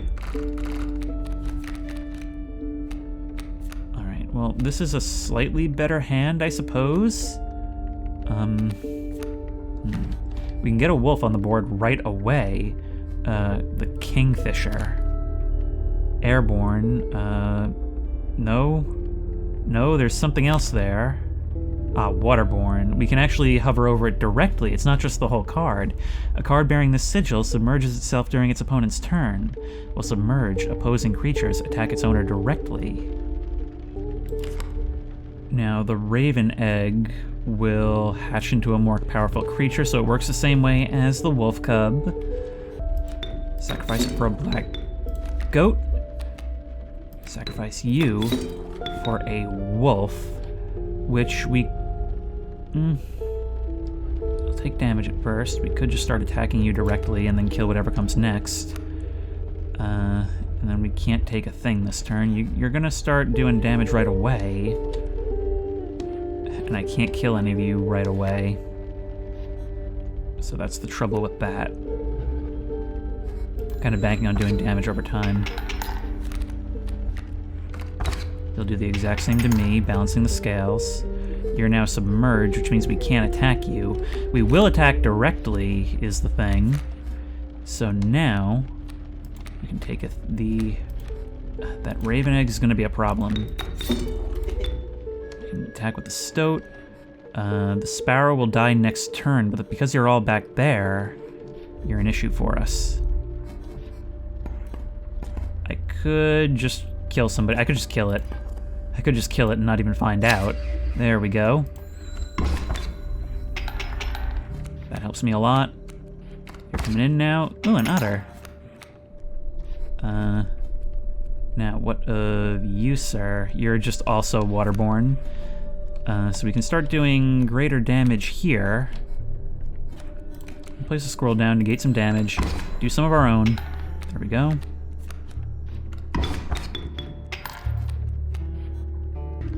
Guess what? We're gonna keep doing our old tried and true because we really can't do much else at this stage. And there you go. Nice, and now we need some more cards. But my problem still is just not being able to get things onto the board. We're gonna get more items. Cockroach, the Kingfisher, a Slippery Hunter. You were kind of cool in the last match. And the Beaver. An Industrious Beaver, which constructs dams. It also has a lot of health. So it's kind of... we gotta consider that. It's good in two directions for defense. I'm gonna take the Kingfisher. The cost is just too much for those, and what I've realized is that any cost is too much cost. That's kind of how it is. Alright, so there's you. We can take our... oh, we could get a free black goat. But I think being able to just remove something is better. More coins, yeah. Being able to just do a lot of damage when there's a wall advancing could also be useful, so let's do that. And let's take another squirrel. And let's move in and find out what your deal is. We're going to lose this, I think, but we can find out what your deal is. Oh, you're still gonna do that during a boss? That wasn't just a prospector. Yeah, no, all this, yeah. A foul smell invaded your nostrils and caused your throat to seize. A hulking man sat by a brackish pond with his feet submerged in the dark water. He pulled a hook from a pile of rotting fish and rose to his feet. My God, I didn't need the sound. I am the angler. Go fish. Look at you. We have not one opponent, but many. The angler. Mind his hook. Play a squirrel or something when he aims it. That will protect your best cards. How do I know when you're aiming it? Okay, well, there's your Kingfisher coming in. Okay, the smoke will get us some bones.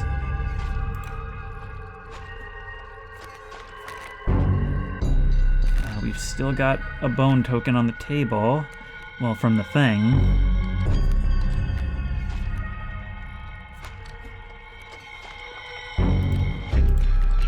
Let's play a Kingfisher of our own.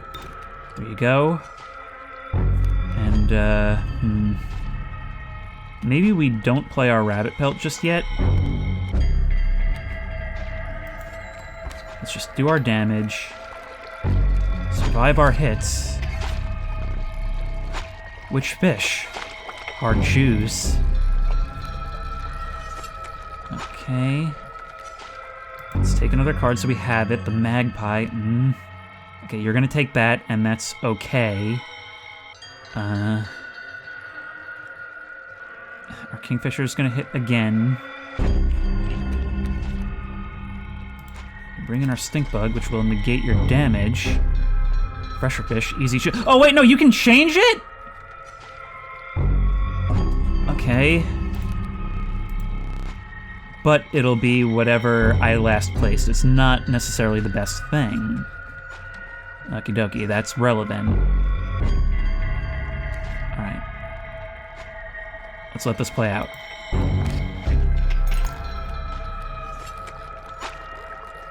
You can do no damage. You can do that. Mine, now go fish, cool. Could sacrifice 2 things. Get 3 blood, but it doesn't matter if we do it with the Magpie. Rabbit Pelt's not doing anything, we don't need to get rid of it. I see that as a free space. We can sacrifice for the Mole Man, which is useless. Well, not useless. Actually, area denial is as important for us as it is for them. I mean, if it's so effective for him, why shouldn't we use it? Let's knock you out. Out of the way for the Stink Bug.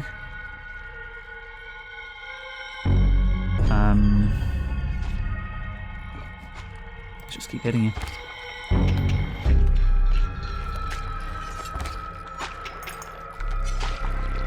Stale fish, hard shoes. Okay. We can... Also, if we know you're gonna take something, we can always sacrifice it, right? Like, that could be a strategy. Well then, if we want to do this, we could... Can we sacrifice that? We can sacrifice the smoke. Get our bones, right?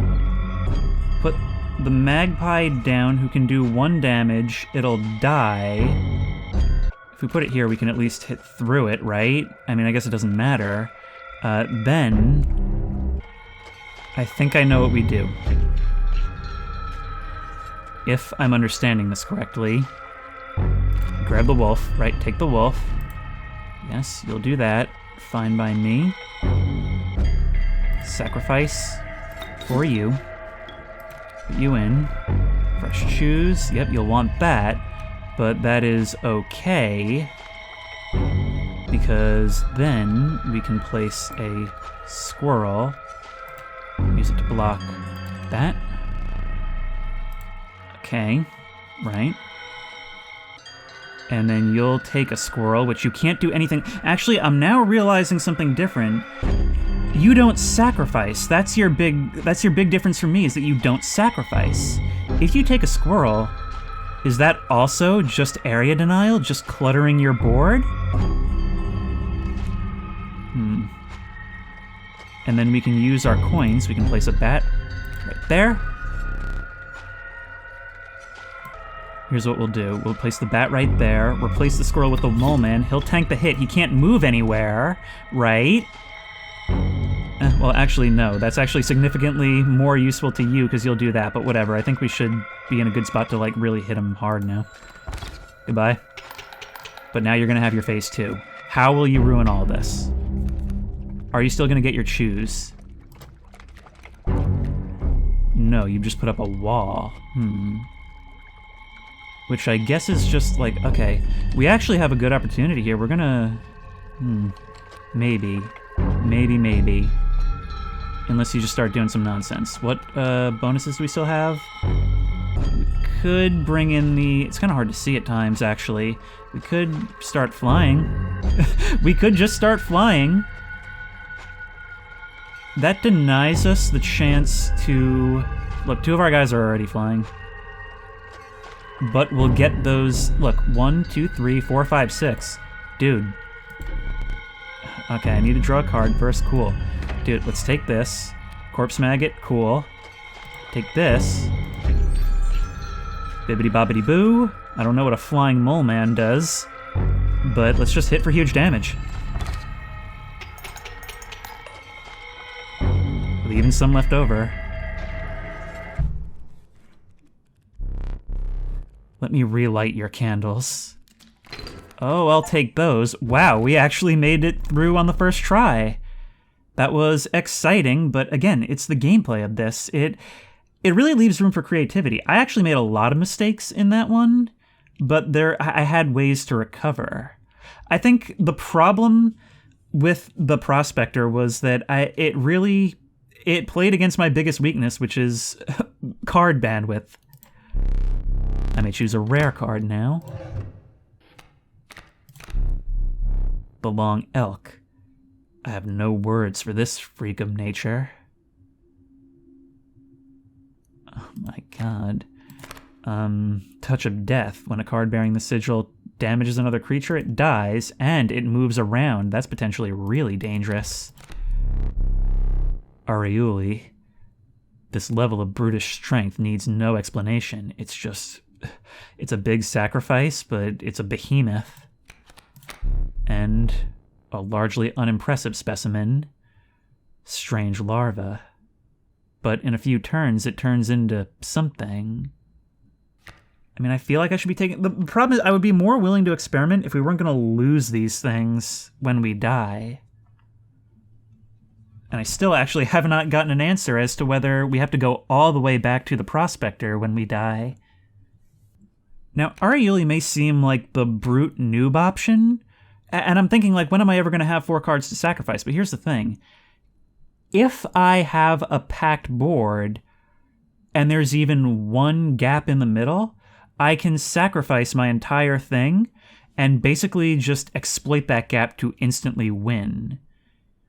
Now, that relies on some very specific circumstances, and I don't think it's going to be very useful. The Long Elk is quite deadly in the right circumstances, can also die quite easily. The Strange Larva is the mystery box, and it's the least expensive. Let's try it. I mean, this is an entertainment channel, right? You considered one of the angler's catches as a meal, but the rank odor deterred you. Wow, this is the 4DX experience in this guy's cabin. Dinner would have to wait. Maybe he's just a really, really good host. Let me see. A frigid gust of wind billowed, unwelcome, into your lungs. The beauty of the falling snow failed to distract you from the chill in your bones. You had ascended to the snow line. Ooh, boy. See, the thing is, it gets more painful to die the longer you go because you have to lose all this stuff that you'd built up. There must be more exploring to do around the cabin, right? But it doesn't seem like we can really interact with any of these things. Oh. Were you added? Were you there before? I don't remember, honestly. But messing with you did something. Messing with you further only seems to piss you off further. Ah, we can extract your gold teeth. What happened to don't touch my things? Also, is there any reason to extinguish these candles, or am I maybe screwing myself? Well, actually, look. That's adding to the smoke being caught in this thing. Actually, is that just hanging off of the device on the right, or is it actually, like, taking that smoke? You things, you're open as well. There we go. Caged wolf. What does our caged wolf do? Well, I guess we'll find out in a bit. And there's you. You are a totem head. And I thought I had all the totem heads together. My thanks. The woodcarver will offer this now. Oh, so we don't even get it. It just goes into the pool. Awesome. It's a jump scare and a half every time you turn around. Let's just spin the globe a whole bunch.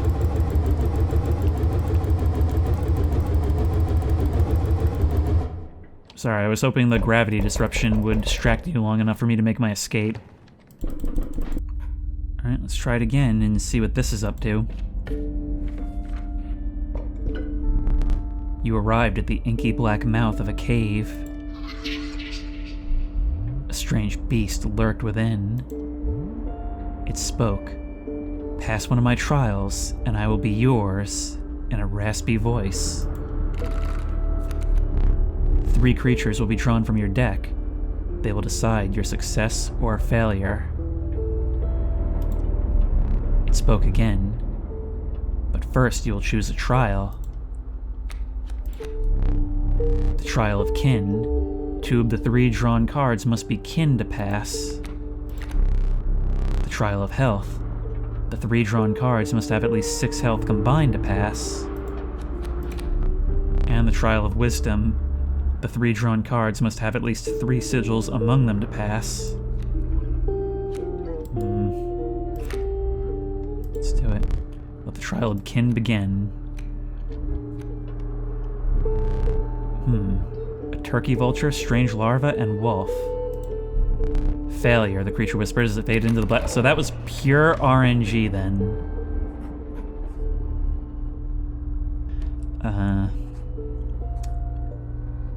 Let's move forward.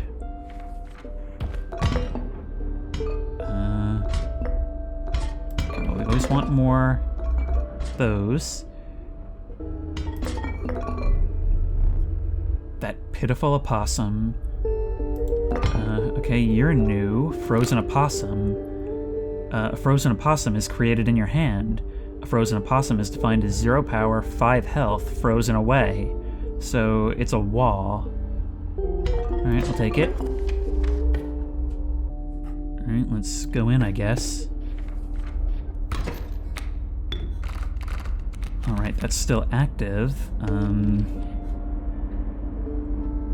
Okay, so here's the deal.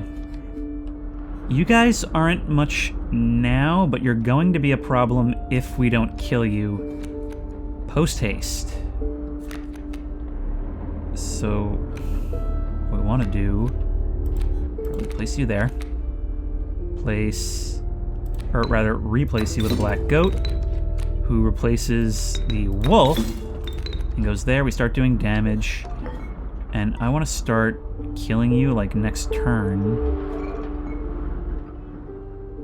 So let's negate some of that incoming, but we really need somebody who can kill you next. So we gotta draw a card from there. The problem is now I've moved through my deck, and once again, I'm in the place where I'm starved. I'm starved for stuff. You can move in, you can get your hits. Now I've got a big elk coming down. It's just an elk rush. Could we potentially win if we just negate that incoming? Maybe.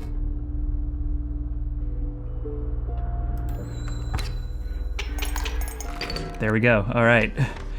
We just had to win that one fast, I guess, because there was nothing. I have no counter for when there's a wall coming at me.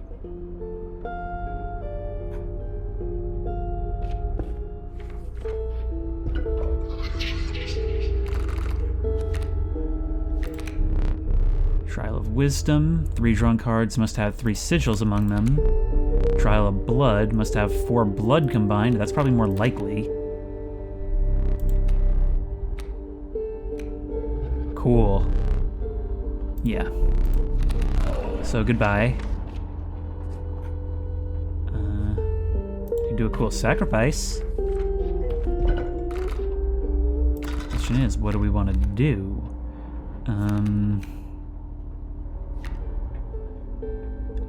That's potentially powerful. We could make something basically immortal. Stink bug. Imagine if we could do that, actually.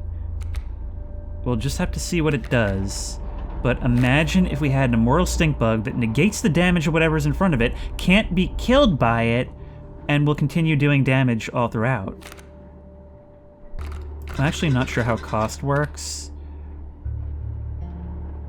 If we had a stoat that could do this, that would be pretty cool. If we had a wolf that could fly, that'd be even cooler. And the cost is actually, it sort of works out to being less than this guy. Let's do it. There you are. And that's exactly what I was hoping for. There you are. Great. This is not the worst hand, but not really a good one either. We've got to kill those elk fawn, which it's doing that again? Yeah, the stoat can take a hit. Place you. Place you. You go down there.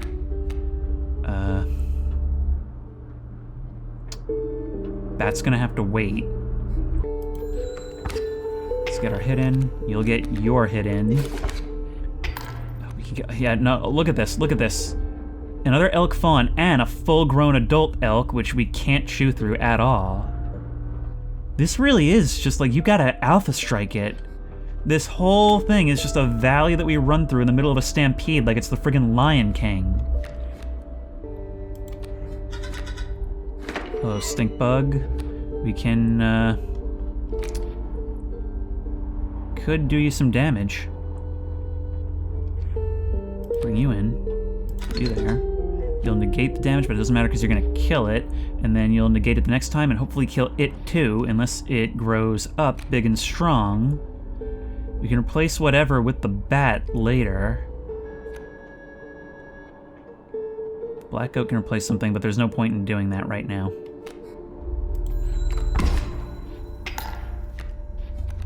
You've grown up. You've grown up, which screws us. It screws us big. It screws us really, really big. We can... if this wasn't that, we can bring the bat in and have it do its damage. That's all I got, man. That's literally all I got.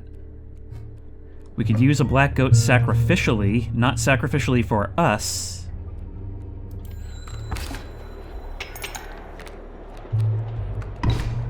It doesn't really help us too much. If I draw something that requires blood, well, that's pretty much the thing I don't want. We could keep you pinned, I guess? Suppose we could. It would actually be a better idea to use it on you. Darkness take. Caged wolf goes there. You hitting?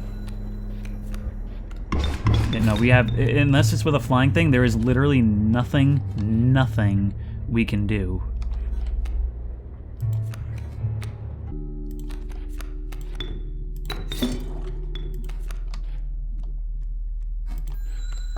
There we go, we hit through you, you're gonna do your thing. And we free the wolf statue. Oh, I see. You needed to... Okay, you didn't inform me of that. But you can do stuff like that. What was that? Well, it was us losing, really, so it kind of doesn't matter. You can strike through that. We can't shoot through all this. It's just too much health. We cannot shoot through it and do any damage. You've got this huge friggin' thing coming down, which we might as well... Hefty. At the end of the owner's turn, a card bearing the sigil will move in the direction inscribed in the sigil. Creatures in the way will be pushed in the same direction.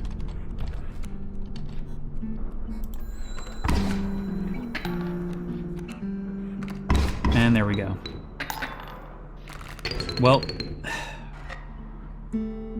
there's one of our candles, and we start anew, but it allows us to move on. Alright, that's the first time we've died not in a boss fight. Maybe there was some combination of luck that could have done it, but the RNG is really starting to show its head here. And it all came down to what I drew. Like, certain cards would have been possible to beat that. We did Alpha Strike the same thing the first time. But if I'm not getting that, then really all I can do is delay the inevitable outcome. Let's try this.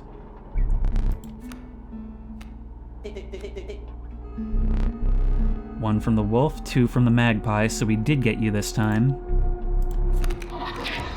And now I get to pick from you. The Rat King. The Warren. What does the Warren do? When a card bearing this sigil is played, a rabbit is created in your hand. A rabbit is defined as 0 power, 1 health.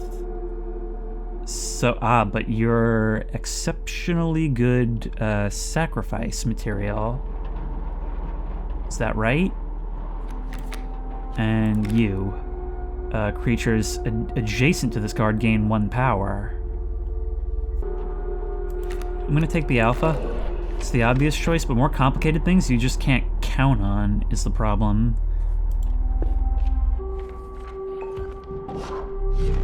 You came upon the old woodcarver, who fixed her intense gaze upon you. After an overlong moment of silence, she moved to offer her carvings. What do you do? Stinky! Anyway, let's just take another head, since nothing we have here really fits. And I don't even know what I want to do. Being able to sacrifice the stink bug, I think, is still our best thing. Maybe getting more bones would be better. Not really. Not really. Okay, let's take you.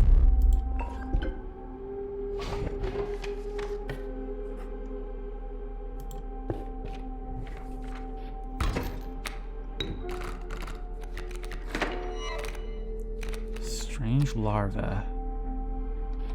You're also a worthy sacrifice because of our totem. Yeah, once again, it's basically... It wants us to Alpha Strike, and the problem with an Alpha Strike is that's not up to us. You bring in the squirrel to bring in the strange larva. Stick you in the corner. Bring in the rabbit pelt to keep things off of you, really. Not that it'll help with that. And you're just immediately going to start causing problems. You have started to grow the strange pupa. But you're not going to get hit next turn. But your things are going to start growing too. We lost. This is, I think, mathematically over. Yep. Yep.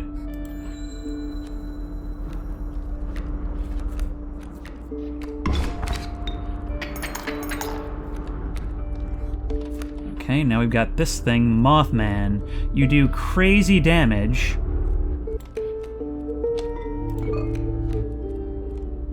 My only Hail Mary is to bring in a squirrel. Sacrifice the squirrel to the black goat. Bring in the magpie, right? Draw a card. The wolf can then come in and maybe do something good. Well, Mothman flies. Mothman does fly, so that's actually a lot of damage coming in. We might actually be able to pull this out. Let's try it. Oh, well, right. You need a sacrifice. You require a sacrifice. Do it. Hit him. And we're gonna get that next turn as well. You can do a lot of damage to us. You can, but we will win the battle of attrition. Only we can... The problem is we can't summon anything else. We could get the wolf in there, but it's not worth it. All we can do is block your attacks, because everything else is relying on a miracle.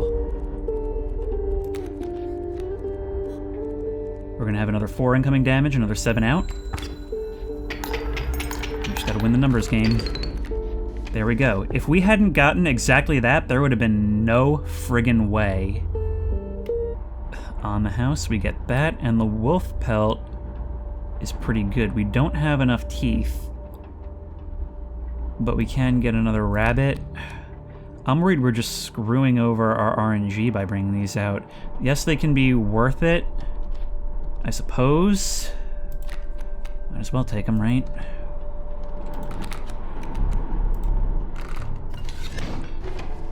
I mean, they have saved us in the past, but they can also screw us. Like, royally. There is a downside to just having too many freaking cards in your deck. You came upon the old woodcarver, blah, blah, blah. Let's see, can we get a decent head? Ooh. We can make the stink bug really deadly. Let's take it. Let's do that. Let's take the bug head and put you on the deadly totem.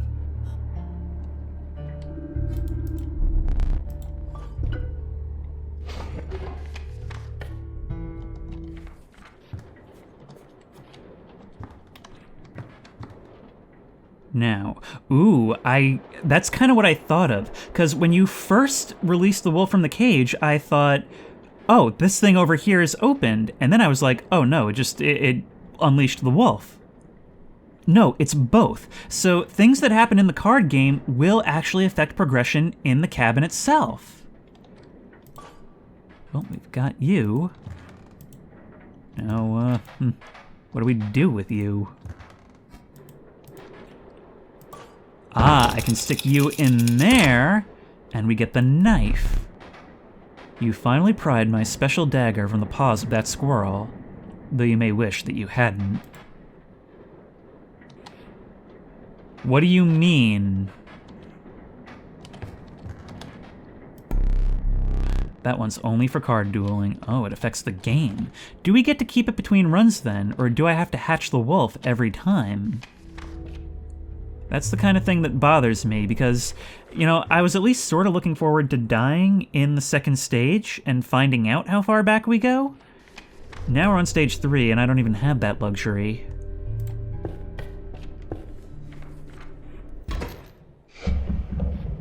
Here we are. A man stood before you. A man you recognized immediately. It was the trapper. You reached out to examine his wares, but he stopped you. Sorry, but today you will supply the pelts. God, the change in music and the different mask, it's, even now that I'm expecting it, it's a bit of a jump scare every time.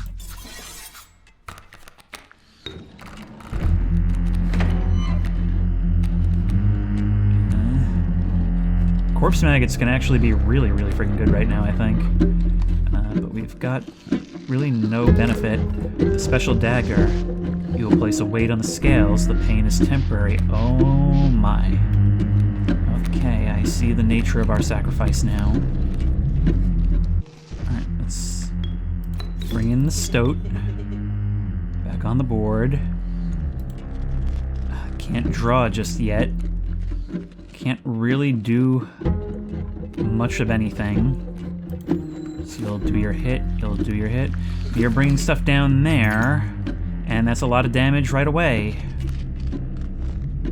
This thing can be really deadly, it can, but I can't put it down. I've got nothing to start myself off with in terms of bonuses. Squirrels are gonna be worthless here. I'm just in a position where there's nothing, we can do that. We would have to sacrifice the stoat, though. And the bullfrog is coming down, so it's going to die anyway. Tell you what we could do is balance the scales and buy ourselves more time. Oh my god, no! Anything but that!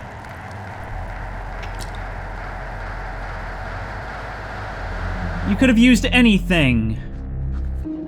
But we can... I love how you start trembling when the sacrifice is a potential. Kill you, the trap comes out. It just wait, that comes out of you. So what do we do about that? We have to sacrifice things to get by you.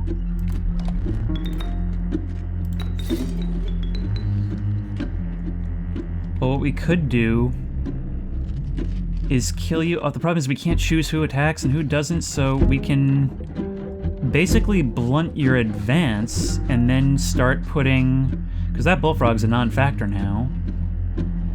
We could blunt your advance and I guess just try and get some flying guys in there. I've got nothing else to do at the moment. We need to hit you once and then just ignore you forever. That's a problem.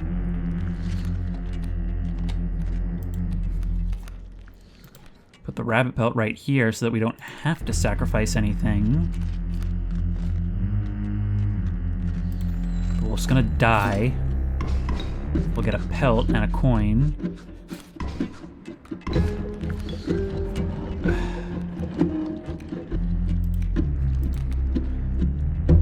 We're gonna put the wolf pelt on the board. It'll buy us some time. These frogs are a double-edged sword. That snake is gonna get first pick at the corpse maggots, thus negating the point. Mole Man can come in, but we don't want Mole Man. Continue doing damage. Oh my god. We're now completely wide open with 2 things here.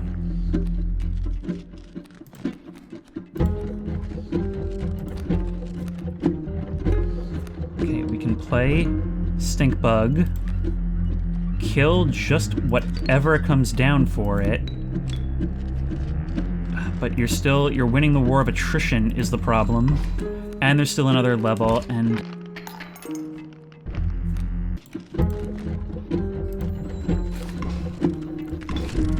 You're dead. You're gonna go down here. We can use that to bring in the bullfrog and start killing. It's gonna bring that in. Bullfrog's gonna get hurt. Bullfrog kills you. We gotta start bringing more cards out. You're a good thing to have. If we can sacrifice something next turn, which we should be able to do.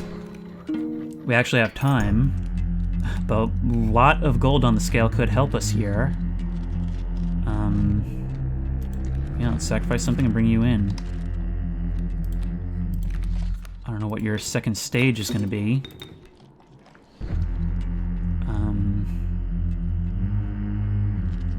Actually, something deadly.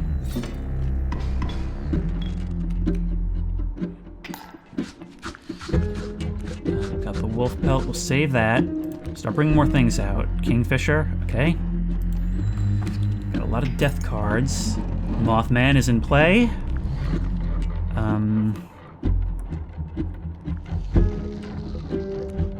Do we start bringing in squirrels now?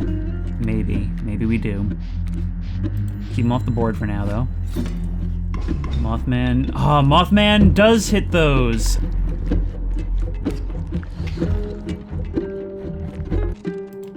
Let's get more guys. We got the time. Put the wolf pelt in front. It's going to take you some time to chew through. Yes. Get more guys. Another rabbit pelt. Just pelts as far as the eye can see. Bug, keep going. You're gone. Got a squirrel. Try you. Bat. Bat is potentially very helpful. We don't want it on the board right now. Use a wolf pelt. Keep our squirrel. Okay. It's starting to grind down. This is an intense one.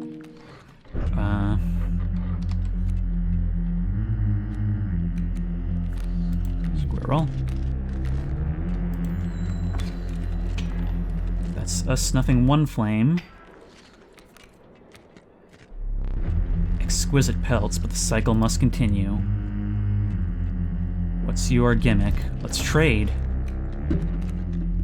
Ah, you're willing to trade the— oh my god! Oh, no, okay, it's a trade. I was worried that that was a whole thing coming in. Powerful cards. I will accept only the finest pelts for them.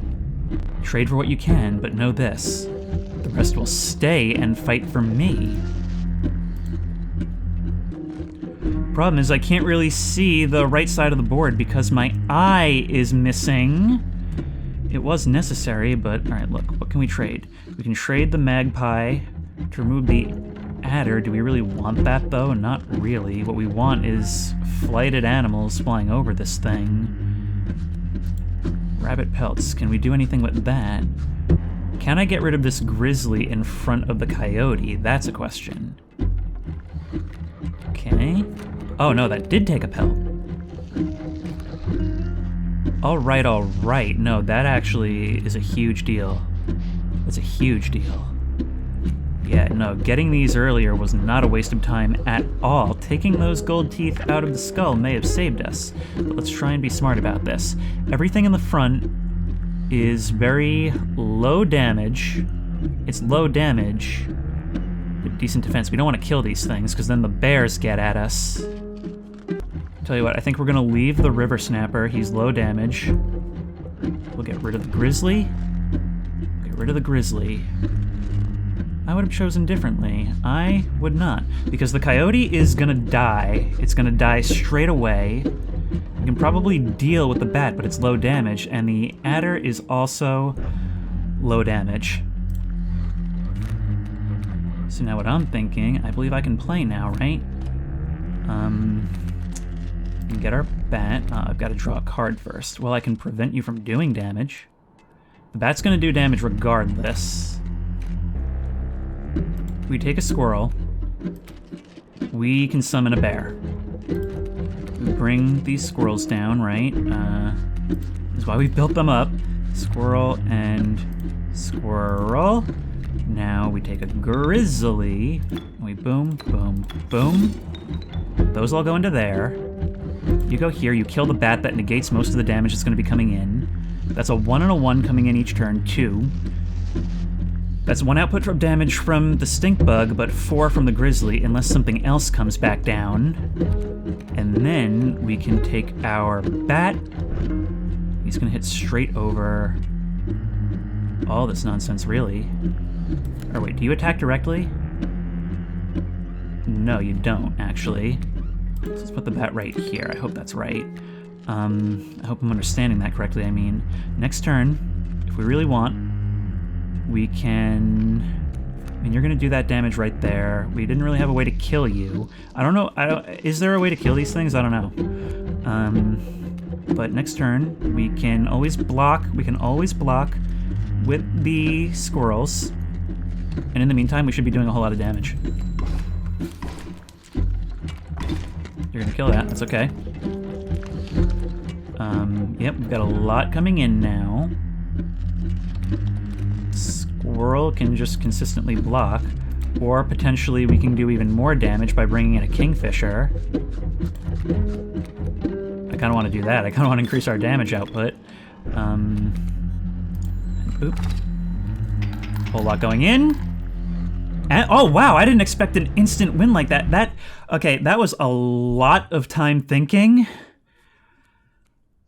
But hey, you can't say this game isn't exhilarating. Look at the pile of death on my bottom left side. Oh god, is the eye loss going to be permanent as well? Need a light? I caught just a little bit more of a glimpse of you. Oh my god, look. That is one of the most brilliant things about this game, is that you spend the entire time trying to get a good look at somebody that's right in front of you, and it rewards you in bits and pieces at a time. Your reward?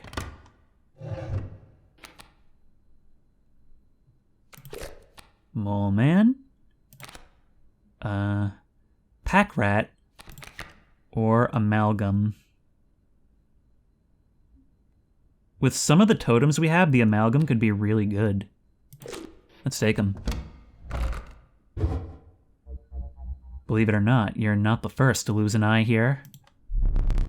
This isn't much fun if you're half blind. Perhaps you'd like to replace it? We have a choice. I wonder if they actually do different things. Well, tell you what. I'd like to come away with a story, but I also feel like it's choosing the Holy Grail, like there's some secret test of character in this, don't you think? Let's take this one.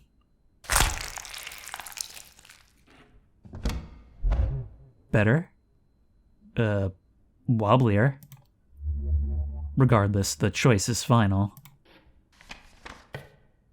You've got a plan for everything, don't you? With the enigmatic trapper and trader now bleeding into the snow, you persisted. I wonder if we'll still be able to run into them further on. You could see a light in the distance. The end is near. Let me think.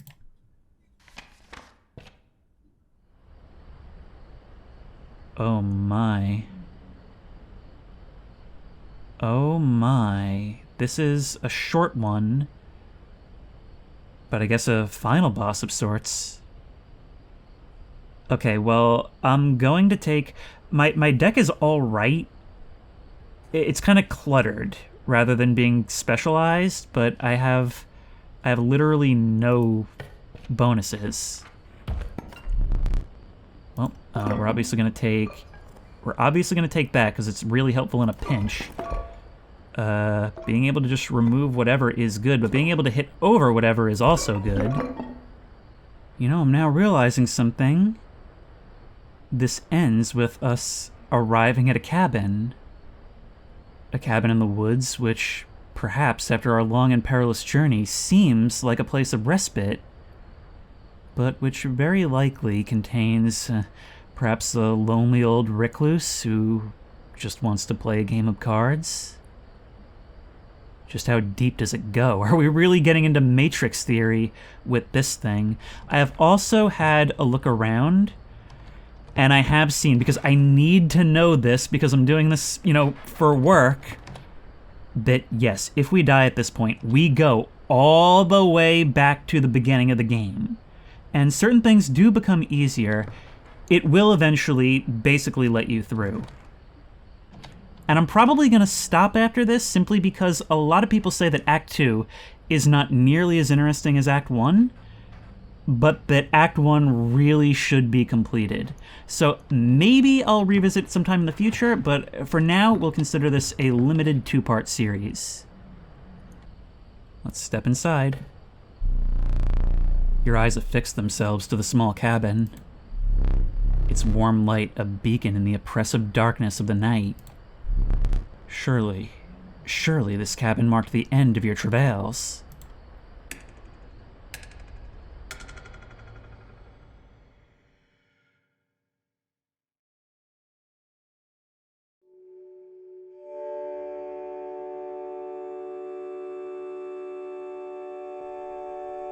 Huh? I'm actually controlling this.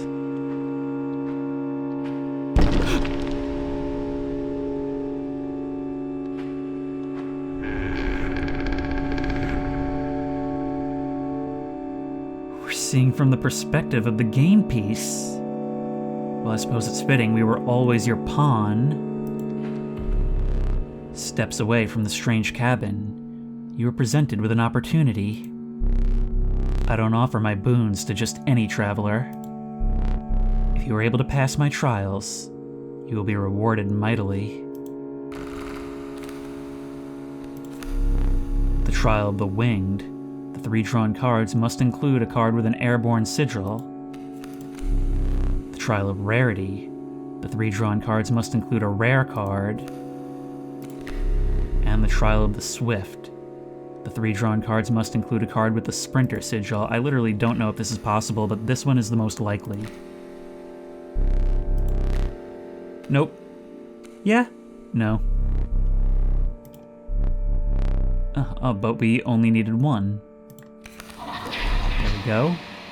I will grant you one of my most powerful boons. Cards that dramatically alter the game, and you don't even need to draw them. Is that right? The boon of the forest. You will start a battle with grand firs on all your spaces. The boon of the magpie's eye. When you draw from your deck, you may choose any card in your deck to draw. And the boon of the ambidextrous. You may draw twice at the beginning of your turn. Huge win. Taking it. We will repeat that once more. The trial of skins. The 3 drawn cards must include a pelt card. The trial of the ring. If you have a ring, you pass automatically. I don't know. Could I have gotten a ring from somewhere? And the trial of the finned. The 3 drawn cards must include a card with the waterborne sigil. It's the only thing with a chance, I think. Wait, I thought I couldn't have a pelt. I thought I had traded them all. Not a single card with the waterborne sigil. Failure. Alright, let's get in there. God. You managed to get a boon. This may be a fair competition. Oh my god. I've also just realized that silhouette is the clearest definition we've got on you.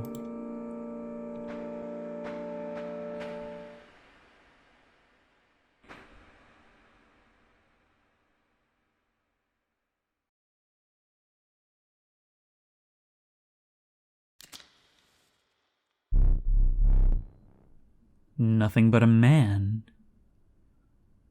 An overgrown, raggedy-skinned, Darkwood character of a man.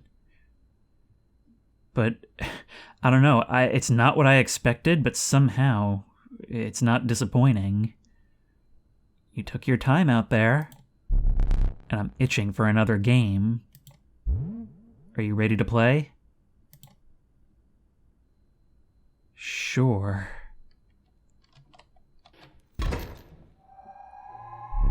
I hope you're adequately prepared. I may well not be. Perhaps one more to be safe.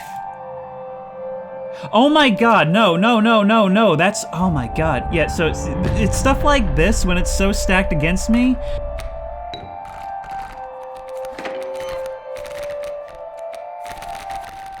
There's our things.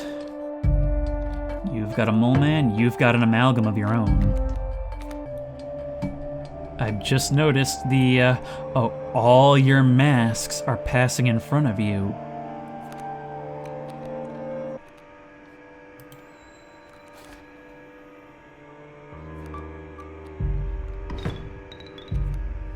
Okay, well now we got the corpse maggots out there, which means that amalgam is as good as dead. You're holding something out, something which I don't like. I can't even look at you. Other than that, we don't have much going for us. Pull a squirrel, draw a black goat, and hope to sacrifice it next turn. That could be a thing.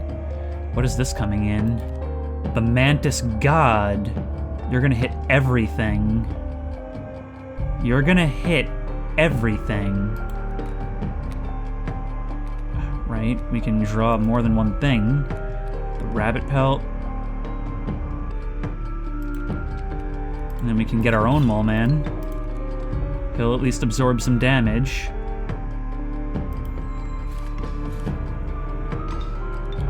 But you can, oh, wait, but you can just do that. But you can... And then stuff like that, and then I can't do anything.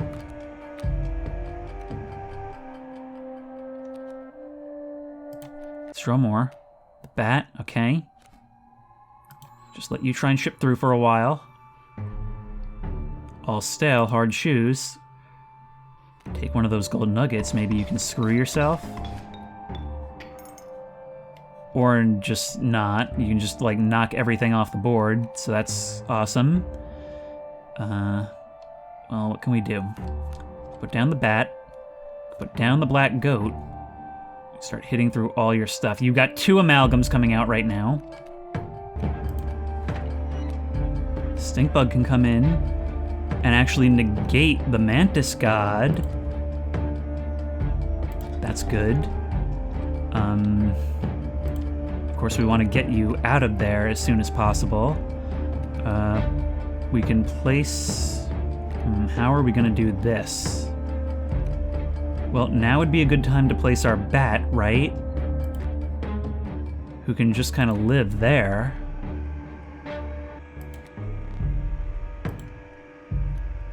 It's smarter if we just leave the squirrel and take our 3 damage, I think. That's gone. That's injured. You got my squirrel. You're blocked off permanently. You do your damage. That's fine. We can knock you out with 1 strike from the wolf.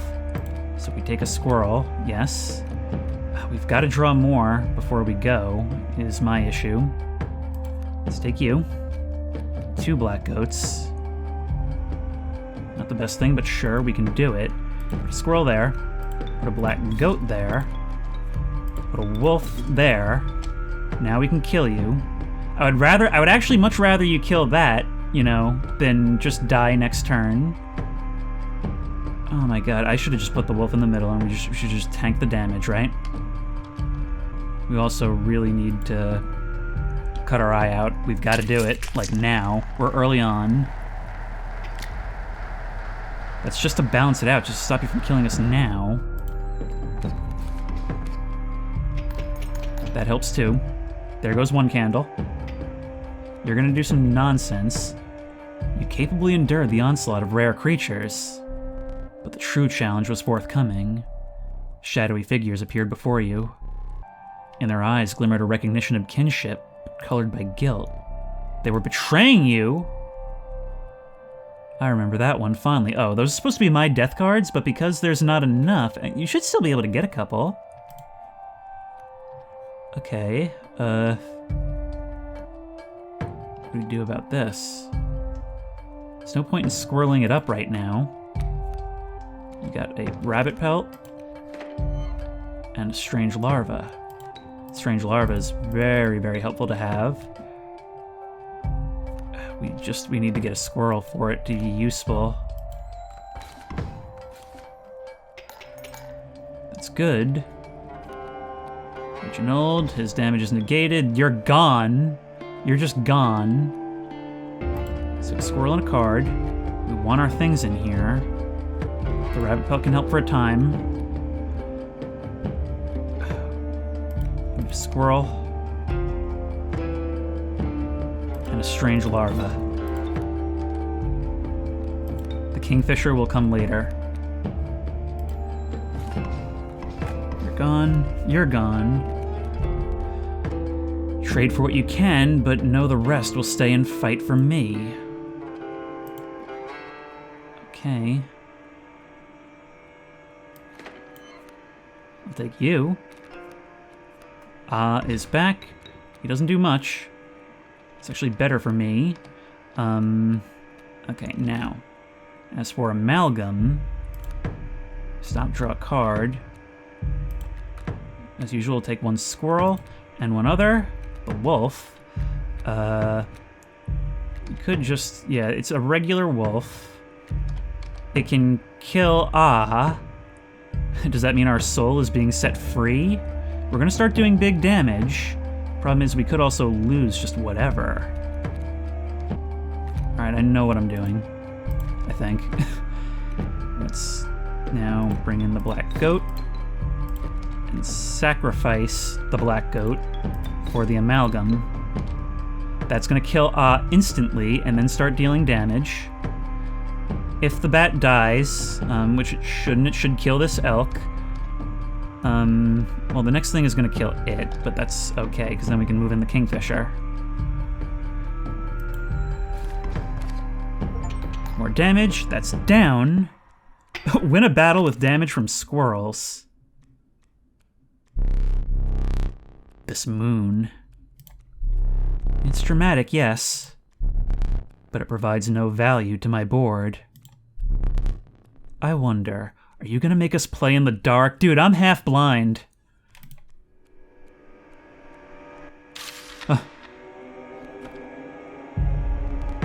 Now that is value. What are you... What did that do? Well, it seems to do the same thing. What is this? No damage. Mighty leap, so it'll block from flying over. We've got 40 health. Tidal lock. At the beginning of its owner's turn, a card bearing the sigil will pull small creatures like squirrels into its orbit. I have no idea how to do anything about this stuff. Omni Strike, a card bearing this sigil, will strike each opposing space that is occupied by a creature.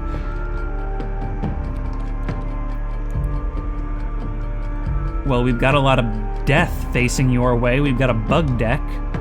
Does that count? Does death affect the moon? Let's get a squirrel preemptively, like, and a U. Alpha. Alpha can increase your strength, but it doesn't matter now. You really destroy... Death does work on the moon, cool. You really destroyed the moon. I suppose all that's left is to finish me off.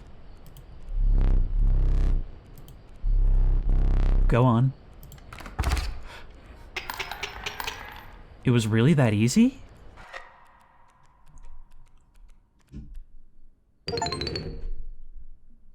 Enduring victory, defeat Leshy. Oh my, I think I just beat him. Oh. It's... Well, there's our framing device. What the heck? Wait, so this was a game within a game within a game, and I'm playing the game.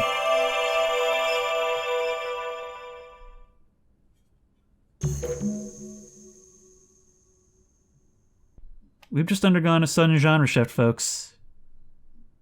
I guess we start watching? Alright, it starts with September 15th.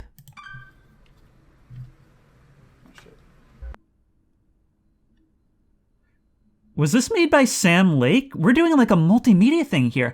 Okay, I imagine this is the thing you guys wanted me to play this for. Another one on the 15th, presumably what you intended to record. Hey there, card gamers. I'm the Lucky Carter, and this is another pack opening video. Today, I am opening Catch Monsters packs and digging for that epic, shiny Transcend Dog! And here I'll add some crazy VFX with lightning bolts or something. Okay, ladies and gentlemen, I am about to open my first pack. Feeling good about this one. Feeling real good. Ooh, what do we got here? Okay, and our first rare is a Birchkin. Not exactly a viable competitive card, but hey, it's a pretty one.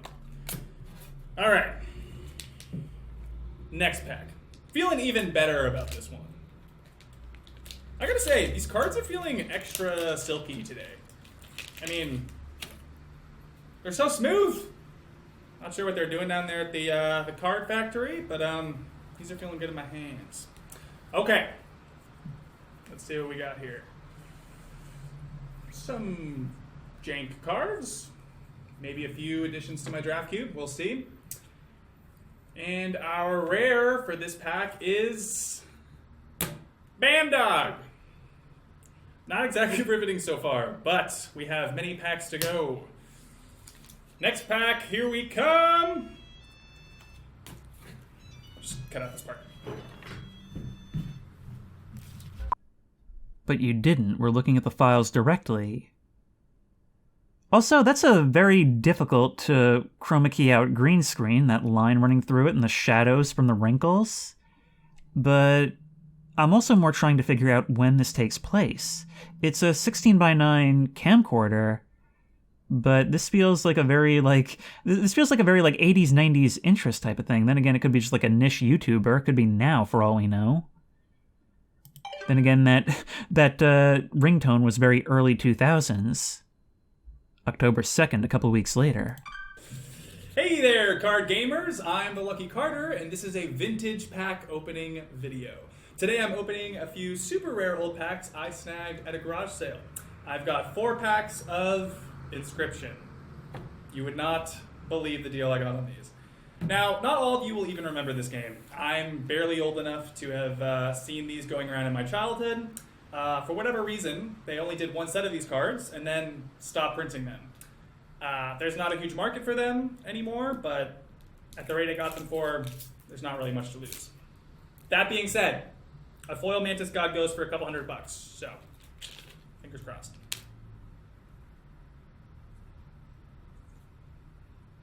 Really cool art on these. Definitely stands the test of time. And our rare for this pack is Blue Mage. Cool looking card, but not going to be worth very much. All right. Let's see what we got going on in the second pack.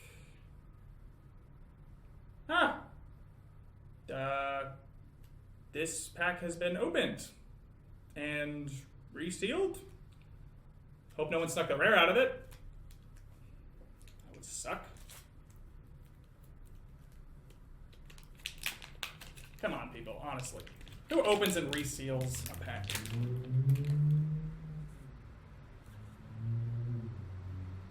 Huh.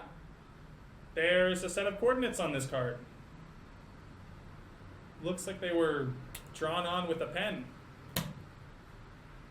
49 degrees north, 123 degrees west. I think I'd have to check, but I think that's pretty nearby.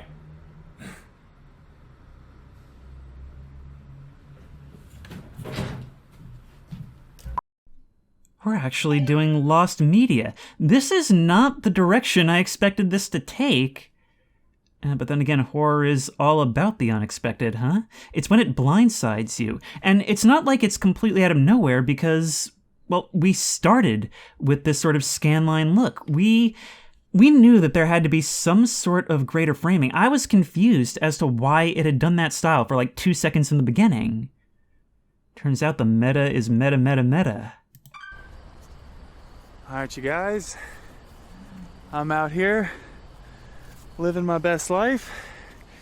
Got my trusty headlamp and shovel. Always come prepared, kids. Alright. Whew. There we go. Yeah. Okay. Whew. Getting close. I think. Assuming there is a thing to get close to.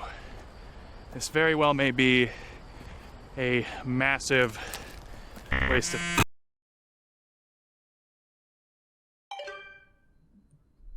I've got to know more, but it looks like the next... whatever you recorded next failed to write properly.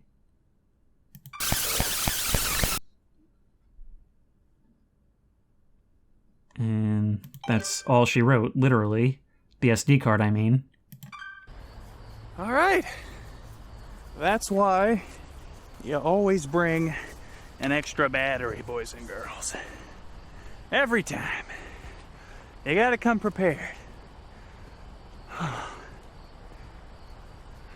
Okay.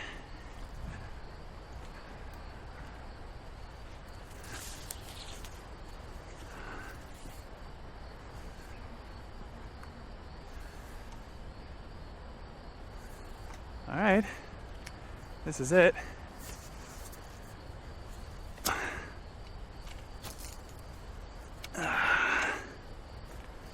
And now, we dig.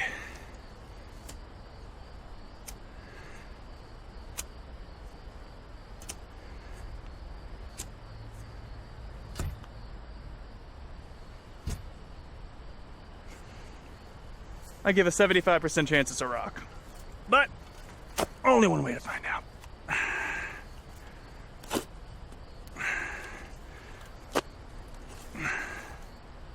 What the fuck is that? Oh my god, you guys, I can't believe it. There's actually something here.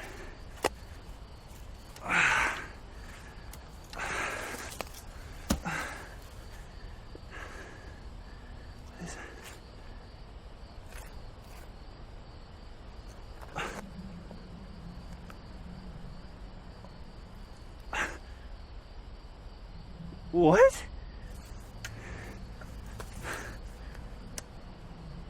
What the fuck? Guys, are you seeing this? I'm a little confused.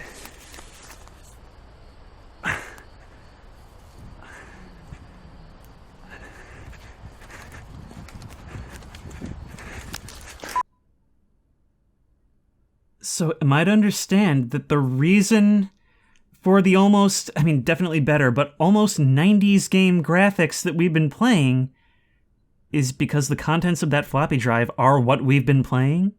Dude, this is actually really well done, like, found footage / lost media. Not only because of where it's placed in this story so far, but because, like, I'm actually really getting excited for the hunt here.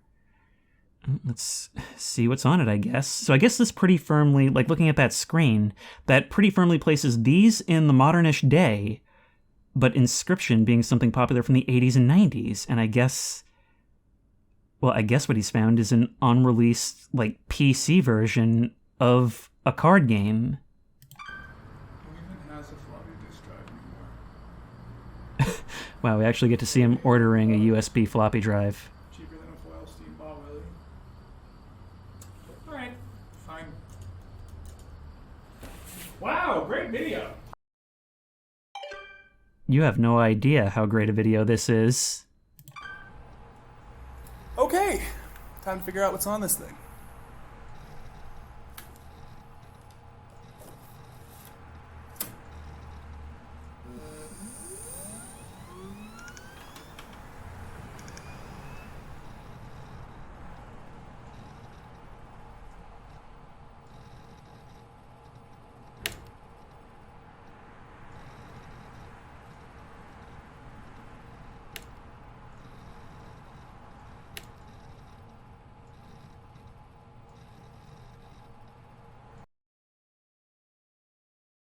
And where this ends is where our journey began. Dude, that is so cool!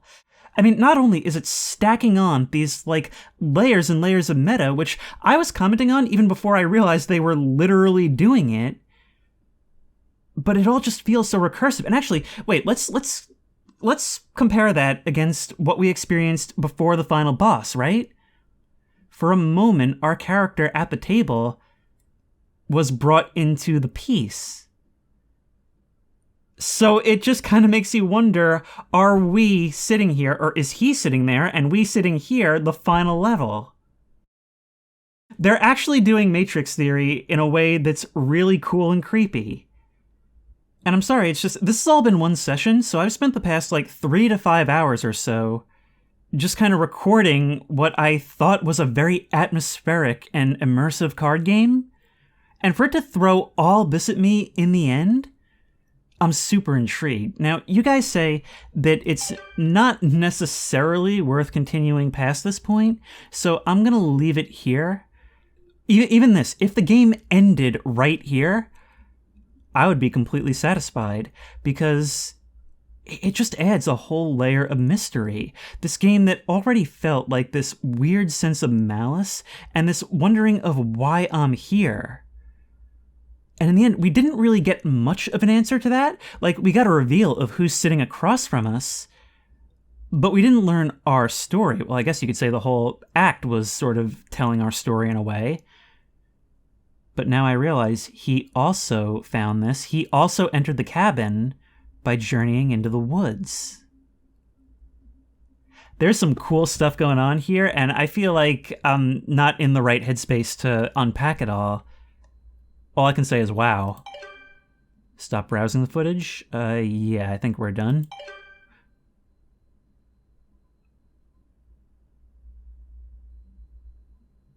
I guess we can claim our prize.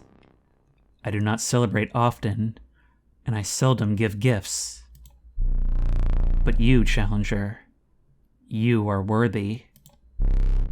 Please, do not be polite. Dig in. Is there something wrong? Your prize awaits. Very well. Come with me.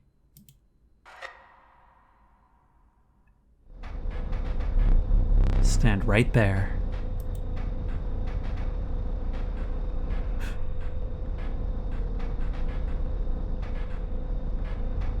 You're even worse when we can kinda see you in shadow. Do I get to take your photo now? Can't look around.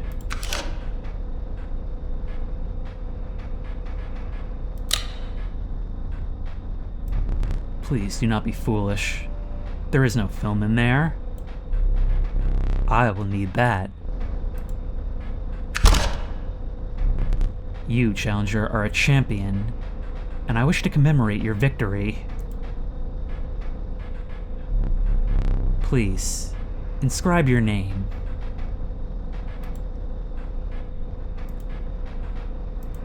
Wait, can I? I think I'm still missing the eye, so I can't really see, but yes, I think there is a blinking thing there. You can't see it, but I wrote Chris P. Librarian. Shh, do not despair.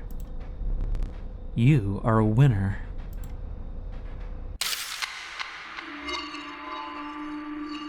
And you are a cheater.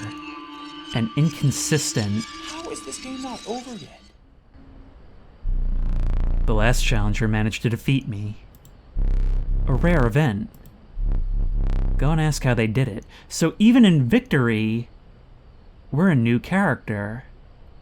So, unlike Pacific Drive, this one is truly committed to being a roguelike. It doesn't pull any punches as far as that goes. You will find them hanging from the door over there. A gift from the angler. You see, he was defeated recently, and wishes to redeem himself. It would be unfortunate if you were to fall to the prospector before he was given that chance. The hook is powerful.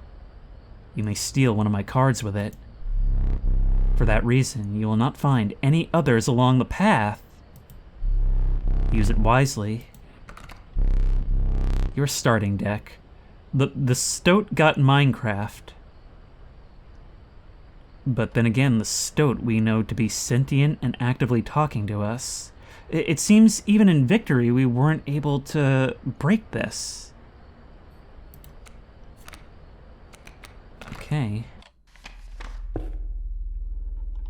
But right now, all I want to do is stand up. So I guess this is divided into acts. It looks like the room is still opened up. I think I read a thing saying I actually needed the laser eye to do this thing. I didn't do it because it felt like a secret tested character, to be honest. But there we are. Oh, Chris P. Libraria. Well, you know what? We may not be able to leave ourselves, but it's a game where our past informs our present. And I guess that's the way to make a roguelike feel worthwhile. And here's the thing. I'm calling it here because we've discovered the twist. We've technically beaten a run of the game.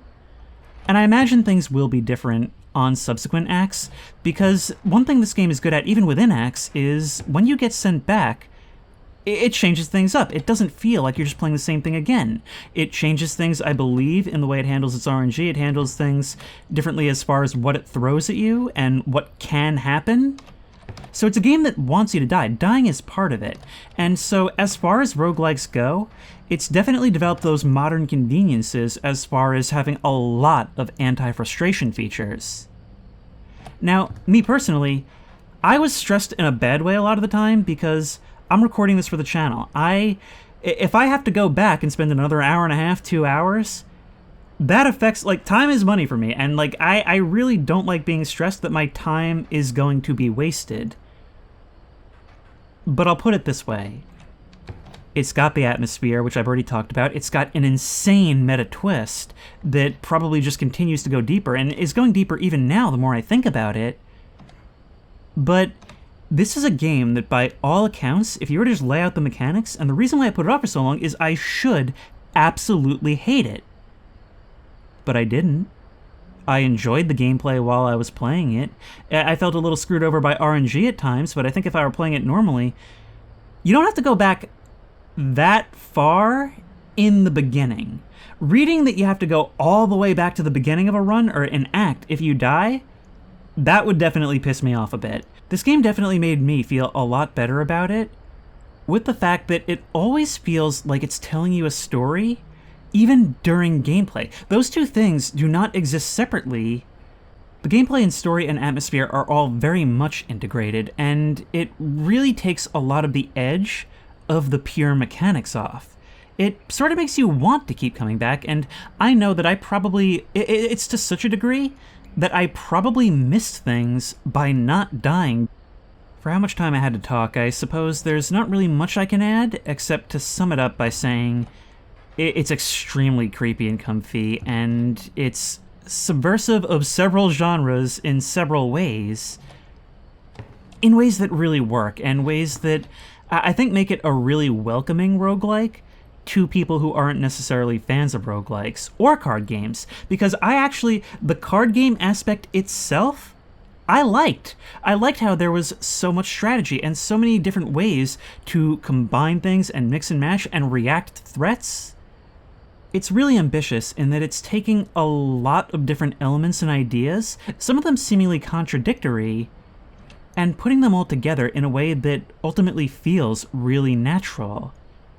And in the end, it's enough to push the uphill battle that this game was fighting, and made me come away saying this was overall a really positive experience, even though by all accounts it shouldn't have been.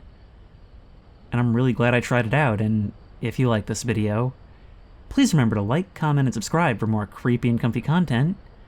If you have any ideas for other videos you think I should do, the best place to suggest that will be at the Discord, which I will link in the description. If you want to try this game out for yourself, that link will also be in the description. If you want to support me on Patreon, that link will be in the description. And as always, I will see you in the next one.